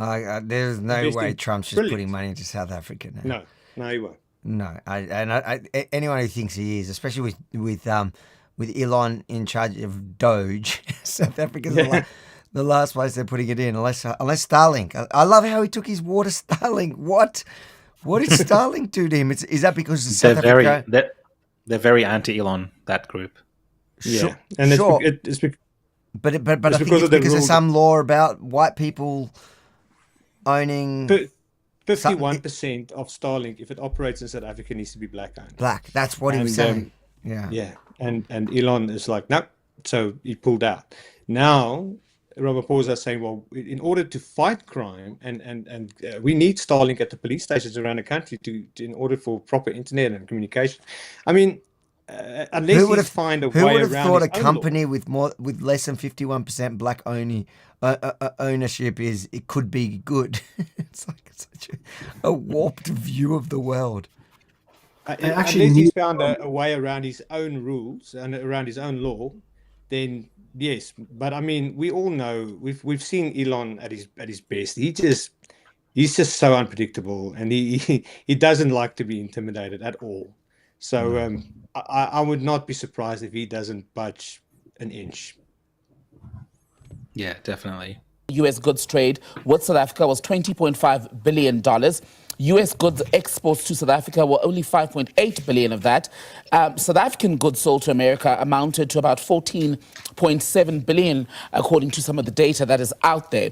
Is the trade relationship, or is the relationship as a whole with the Americans the one that you feel is worth saving, even with your misgivings around Starlink, Donald Trump, etc.? Because as Zingi Swalosi was saying, there are about 600 American companies that she says are in the country at the moment, and 500,000 jobs dependent on their continued stay. Look, we think there will always be a relationship to salvage with the American people, whom we think are not going to allow for Donald Trump to rough ride them and allow for them to be embarrassed continuously on the international stage. There are possible allies in Congress. There are possible allies amongst the working class people of the United States of America. And we should, as members of parliament... Just look at the title they put at the bottom, like the lower third there. EFF will defend SA sovereignty. It's like an ad for these guys. Pursue relations with members of Congress in the USA to pursue good diplomatic and trade and economic relationships for the future, because Trump's administration is only going to last for 4 years, and we should not cut completely the ties that we have. But what happens in that 4 years then, Sinao? Do we make concessions? Does South Africa make any concessions? Do we let the relationship, does the country let the relationship burn down to the ground and wait it out? Because the other possibility is that Trump may be followed by another Republican who follows the same talking points. That would be extremely unfortunate, and I think that puts a responsibility on the shoulders of all of us as South Africans, particularly legislatures, to pursue alternative trade relations with nations that do not pursue imperialist aggression or try to strong-arm us by coercing us using disinformation of white genocide that does not exist, or try to strong-arm us into choosing who our allies and who our enemies must be in terms of Israel and Palestine. We must pursue relations with China. I can't get over the fact that whenever they say fake, the misinformation about the fake white South African genocide, and how dare they challenge us on Israel and Palestine? It's like, you guys want to deny one and say that the other one, you want to deny the one in your backyard, but you want to say that there is one across the world. It's like, why are you even talking about that? Don't you have enough problems in South Africa? Yeah, keep shifting the gaze elsewhere. 100%. That's what they all do. Relations with the nations in the Middle East, such as Iran, whom the United States of America does not want us to have a relationship with. We must pursue relationships with nations such as Brazil, India, to pursue alternative mechanisms to develop our telecommunications infrastructure, our agricultural trade relationships, because it seems like the next 4 years are going to be difficult if we're going to have to continue to be embarrassed in Washington, in the White House, by an illiterate, maniacal Trump administration. But if the Russians, the Chinese had any interest in filling this trade gap, let's say 20 billion worth in 1 year, they would have done so already. They would have bought the automotive parts, the citrus, the grapes, etc., the wine. Look, I think we've seen some meetings occurring between the Minister of Trade and Competition and Industry, the Deputy President of South Africa, where there's been some indications of a pursuit of relationship with China that is entrenched. We as the EFF continue to have good bilateral relations with the People's Republic of China historically, and we've always affirmed the leadership of President Xi Jinping, who has been a leading force in fighting imperialist strong-arming and coercion through tariff wars. And I think that we must now take seriously the need to entrench those relationships, because as much as the relations between us and the United States of America should not burn to the ground, we can clearly see that they are disingenuous in their interaction with us. Their aim is to humiliate and undermine African sovereignty, and that dictates that we must pursue alternative mechanisms, and we should be patient with that pursuit as well. I got to say, he's like his accent's a bit thick to understand, but he's actually a really good speaker. He is. I didn't see him stutter or blink, for that matter. No, he doesn't blink. No, no, he doesn't blink. At all during that chat. But the more I listened to it, and I realized, gosh, I did not miss that point of view when it comes to serious matters like this. I've been out of the country for a decade now, and I'm grateful. I did some research, and that's when I found this clip, Harvey. And the coverage in South Africa, a lot of it is actually like this. So they've taken a lot of offense to the way that their leader was treated. They've taken a lot of offense to the fact that he was put in such a way where it's as fact that this thing is happening. And a lot of the people that are talking about it are completely discounting Trump for even bringing it up. So I thought it was very interesting to get the other side of the view, because. And is that bad? Is that potentially bad for the farmers there? Well, I think it's going to be bad for Americans in South Africa, definitely, because I'm pretty sure they're going to be targeted because of what happened in the White House today. And the violence against farmers is not going to stop until the government that's currently in charge do something about it. That's I can't get any real than that. No, but I'm saying is the fact that South Africans, like, I don't know, that the presenter there, he seems like your upper class. He has this posh South African accent that I've never heard before. So he's a model C school or private school, like a posh educated black lefty. Yeah. But there's an entire generation like that now that basically runs things. Oh, fair on them. A lot of them are highly educated and actually do a really good job. Yeah, but now they're being fueled by their parents and grandparents who actually faced apartheid and who were part of it or were in it, and now that anger just gets passed on from one generation to another generation. Yes.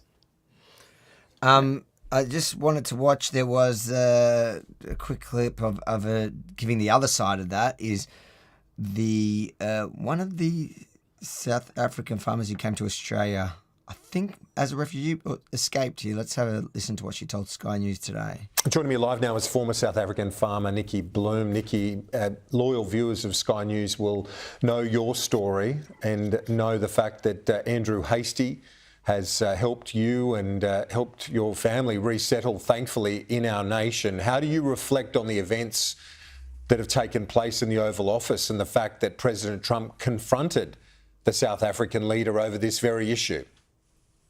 Hi, Kieran. You know what? I'm so grateful that, finally this is being heard, and that, President Trump has brought it up, because when we moved to Australia 4.5 years ago, it felt like nobody was listening. So it really is, I'm thrilled that it is coming out into the open and that the world is now going to see what's really happening in South Africa. Yes, so Nikki, there have been suggestions of a white genocide by President Trump and JD Vance and others in the US administration, rejected by some observers, but your personal experience, your bitter experience and that of other farmers suggests that it is very, very difficult times right now for many in South Africa, including, as I say, your own bitter experience in recent times. Yeah, so Kieran, I think, in the President Ramaphosa, he was talking about the crime stats in South Africa, and obviously crime is very widespread and it's across all races. But I think the issue is that South Africans, we make up 7.2% of the population of South Africa. So, I think the crime stats are skewed, and farm murders are being thrown into a group of random crimes where they refuse to acknowledge that this is actually happening, which it's hard. Yes, which is the point that you were making. And so the fact that this... That's the point that you're making, essentially, she's trying to make, is that the... if you look at the statistics of the actual farm murders, it is... And that's a really good talking point for people to know that it is 5 times more likely than the average person is a farmer, which means that there is a problem directed. She did answer the other... and even twice as more prevalent as much as a cop. Policeman. And if you look at something like The World's Deadliest Catch, that show where they in the middle of the Arctic, on boats that is extremely dangerous. A South African policeman, being a South African policeman, is more dangerous than that job. Yeah. So being a farmer in South Africa is the most dangerous job in the world.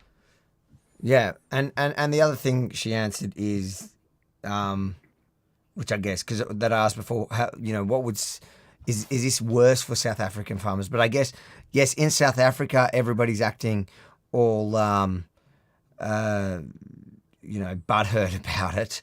Is the best way to describe that presenter. But I think South African farmers would be feeling some sort of recognition or vindication or something. Finally, relief, because this has been going on, progressively getting worse for the last 30 years. I would say in the last 10, it's specifically gotten very bad. So yes, it's nice that the rest of the world finally sits up. He's noticing. People are seeing them, which it's not just the Rainbow Nation anymore. You know. I woke up this morning at 6 a.m. and we're on this Facebook group. It was like South Africans Abroad Facebook group, and one of the admins shared that Trump dragged the television into the Oval Office, or into the White House to show Ramaphosa, and people were freaking out. People that were openly not even Trump supporters were jumping on that train, clapping hands, because I mean, we left the country, right? We've left the country many years ago now, but it doesn't stop us from being South African. We still care. Yes, we get into the way of things abroad, and we sort of get one of the land. We speak like Aussies after a while. Our children are Aussies, but we're still keeping a keen eye on South Africa because that's where we're from. It's our roots. We do care.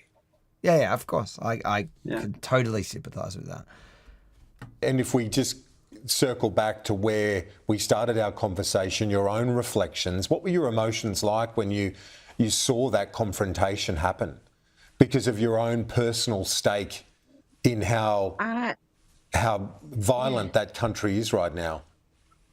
So I actually couldn't. I was really disappointed that while President Trump was talking about what was happening, that Cyril Ramaphosa was actually smiling. And another thing I was disappointed about was that every time, President Trump tried to talk to him about and get him to answer him, he deflected and started talking about trade and minerals and things like that, where, in my mind, the purpose of the visit should have been to talk about human lives that are being lost. And the fact that, President Ramaphosa has not held Julius Malema accountable for what he is saying, chanting, kill the Boer, kill the farmer. The fact that he's been found not guilty in a human rights court of any human rights violations for chanting that with hundreds of thousands of people, it just baffles me.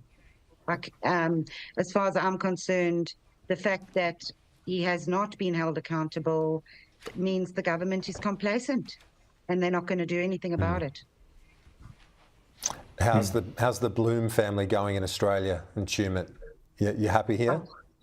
We love it. We love it. I mean, the kids are thriving. We've got our eldest two are studying honours degrees at uni. Our youngest is playing sport. They are safe and they are happy and they are healing. It's been a wonderful healing process. Obviously what happened to us will be with us forever, but coming to Australia has saved us. Well, you're very welcome. As you know, Nikki Bloom, thank you for your time. Appreciate it.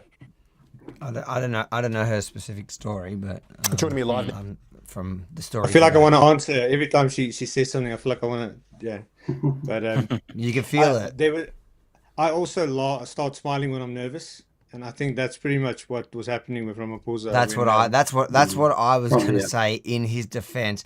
I think he was nervous. He didn't know what to do. He got defensive when he opened his mouth. He was shocked.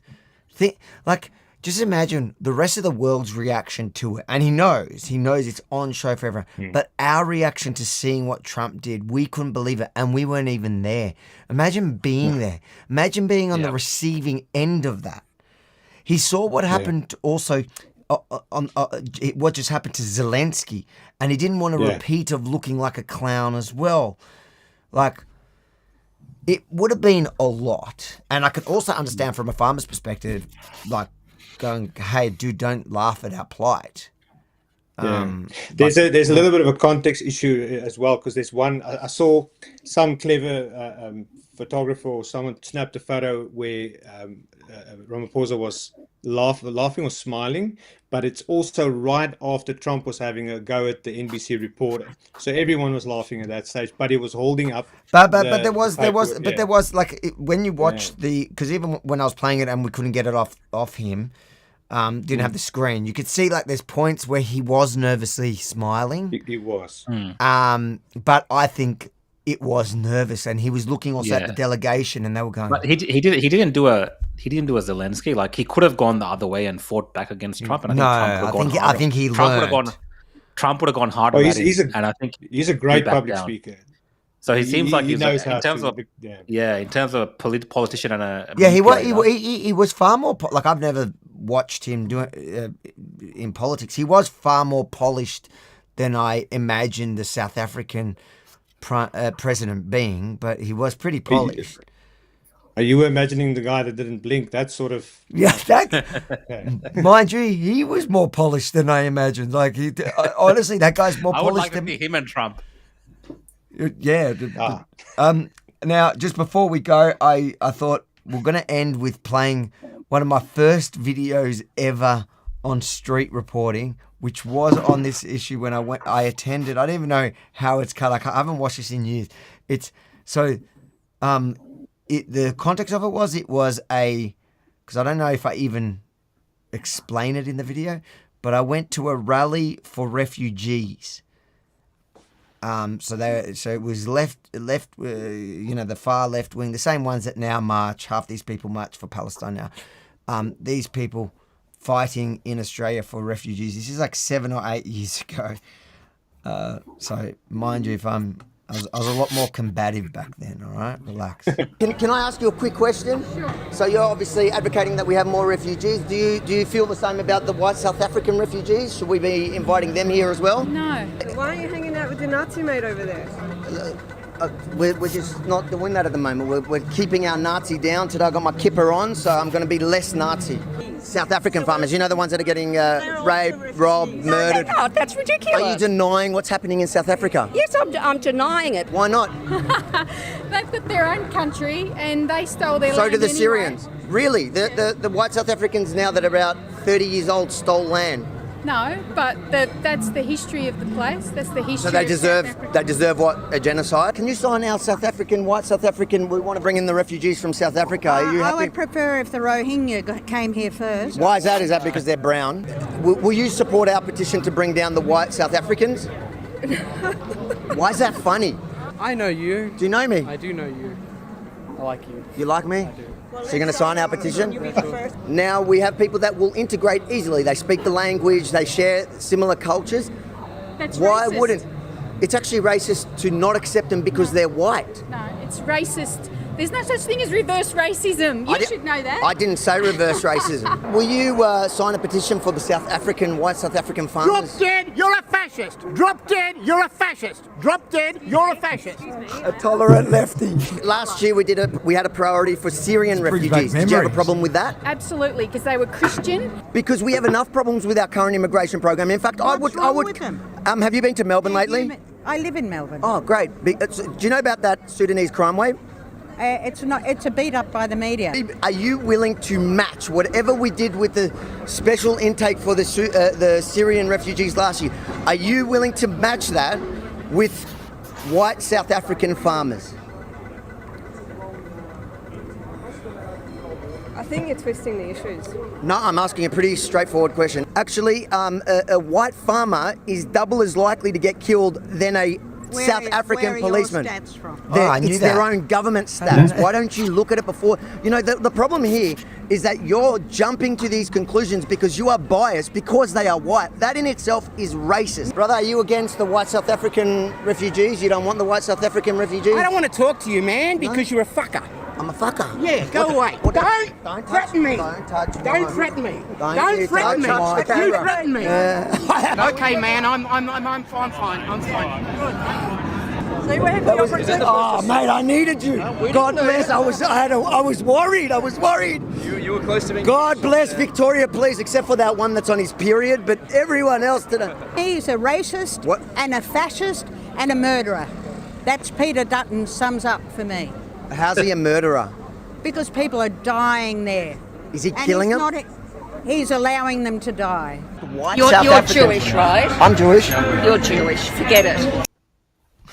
Jesus. Oh, I forgot about how fun that was. Yeah. I want to. And it's funny jump because to I actually back then, obviously, I was very engaged in the issue. There was all the protests at the time, so I actually knew the facts. And it's, Well done. it's crazy. Yeah, it's crazy how Why do you time need us? goes by, and you just. You didn't need us. You had all the facts right there. Back then, I should have bought a 7-8 years ago me on for the interview tonight. Would have gone too fast, man. You were just like going at 10,000 miles a second. Yeah, but do you see how angry I was back then? Like I was just screaming at everyone. I just loved how quickly the Victorian police stepped in that session there, because they always make the joke about Victoria being a police state. Yeah. They were like there right immediately. All right, let's read these last super chats, and then I think we've covered pretty much everything I've lined up, unless you have something. I'd like to say something in a bit, but you could do the super chats. There's Ellen, knows. thank you for Thank the super chat. What have we got here? Opinions are like Regina. assholes. Everyone has one. It's true. It's true. That's why even Rukshan has. And Jimmy says, "Great show. Thanks, guys. Thanks for the super chat." Thanks, Jimmy. He must have enjoyed that last video. He wants the old RV back. What were you going to tell us? So I think there's two solutions to the issue. One is, I think, South Africans that want to leave, I'd like to see Western countries let them in. Yeah, we're pretty productive. You know, I've started a business here. Most South Africans come in, they integrate pretty well. I'm married in Aussie. My girls are born here, Aussie. You know, the next generation is just going to be Aussie. There's a lot of South Africans that don't want to leave. My family arrived in the Cape in 1699. That means they've been there for 325 years, you know. And there's a lot of people like that. They don't want to leave. I think South Africa in 1994, you know, with Nelson Mandela, if things had gone better, we could have seen more of a society that could group together. It's gotten to the stage now where I believe in the next 10 to 20 years, we'll see the balkanization of South Africa, and there will be some kind of split up. Now, that can happen in one of two ways. It can either happen violently or non-violently, and I prefer to see it happen non-violently, where people get right to self-determination, where they go, right, it's clearly not working. Maybe we need a divorce. Maybe we'll go live here and you guys live there. We can still interact. We can still trade with each other, but perhaps we're just not getting on very well, you know? And that might be something, because at the moment, South Africa, it's heading to a failed state, if not already. I've got a couple more stats here for you. 2.6% of the population pays 76% of the income tax, personal income tax. Wow. So 2.5% are paying 3/4 of all income tax. It gets worse. 0.1% of the companies in South Africa, which is only 1,051 companies, pays 72% of company tax. So the entire place is, and then we have. I'm just so happy they're cancelling Starlink because it's not 51% black. That's going to fix it. And then the civil service is the most expensive and bloated per capita and for GDP. So there's a massive amount of civil service, and they just don't deliver anything. So even if you're paying all your tax, you're not getting any kind of service delivery for it. You can't go to a hospital, you'll die. You have to have private medical. You know, you have to have armed response for your house because the police aren't showing up. So it's a massive problem. Guys, appreciate you joining us tonight. Appreciate everyone tuning in tonight. We have the last super chat here. Ted, thank you for the support. Avi is an awesome report. Rukshan, do your job and read it. I can't read the first bit, but something is an awesome reporter and deals with these nut job lefties with humor. Just the first bit was a bit blurry. The funny thing is, I watched back that old stuff and I cringed because I was so like aggressive about it. I was just like, "Holy dude, chill, just breathe." But that's what got me into it. And John, Rukshan, you better read this one too. Oh mate, it's gonna be clipped. I'm Israel Chai. I'm Israel Chai. That's specifically for the EFF and their love for Israel. Guys, really appreciate. Thank you to everyone tuning in. Where can people find you guys if you want to be found? If we want to be found. So yeah, Worshia app for those South Africans out there. It's just Worshia.com is the website, and you can find the app on the App Store. And then if you search Worshia on YouTube, our channel is pretty busy. We're not as popular as Avi here. We've about 10,000 people like to watch a train wreck. That's the only reason why people watch we try and keep it. We like immigration stories, so we chat to South Africans that's moved overseas, wherever in the world, and we want to know the struggle. We want to know how hard was it, how was the paperwork, and so that other South Africans that's looking to do the same thing can learn from them and learn from each other. I've set up a Twitter account, so that's at Tom Dooley, DOOLEY, Oz, AUS. So Tom Dooley, Oz. Hold on, Awesome, I'm gonna go now and follow it. You just set it up now, didn't you? Set it up today, actually. Yeah. So what is it, awesome. Tom? I'm not very active on X, but I'll follow you. Tom Dooley. X is the best, mate. Thanks to Elon. What'd you say, Tom Dooley, Oz? Oz, AUS, yeah. So Tom, DOOLEY. I'm your first follower. AUS. There we go. You are the first Rukshan, follower. you want That's to? awesome. Rukshan, you're always number I'm two. going to be serious. I gotta find it. Tom, TOMDOOLEY, AUS. That's it. Tom Dooley, Oz. Welcome to X. Make the most of it, guys. If you're watching this on X, guys, follow him now. Welcome him to the official African American platform. On that note, hold on. One quick super check came in. Rest in peace to two Israelis that were murdered in New York City. Yeah, it's true. I didn't get a chance to talk about it. I don't know if you guys saw that news. That is what happens when the left, when the fringes of society unite to fan the flames of hate and encourage the exact same kind of incitement as kill the boar. At some point, someone picks up a gun and kills the boar. If you keep telling people to hate the Jews, kill the Israelis, whatever, at some point somebody's going to pick up a gun. And yes, rest in peace. It was a couple that he was about to propose to his wife. It's shocking. That's a whole nother story, and we're already getting all the false flag and all the other crazy that comes with that. On that note, guys, thanks so much for tuning in tonight, and we'll see you again on Tuesday. Thanks, Have everyone. a good weekend. Thanks, guys. Thank you so much. Thanks, man.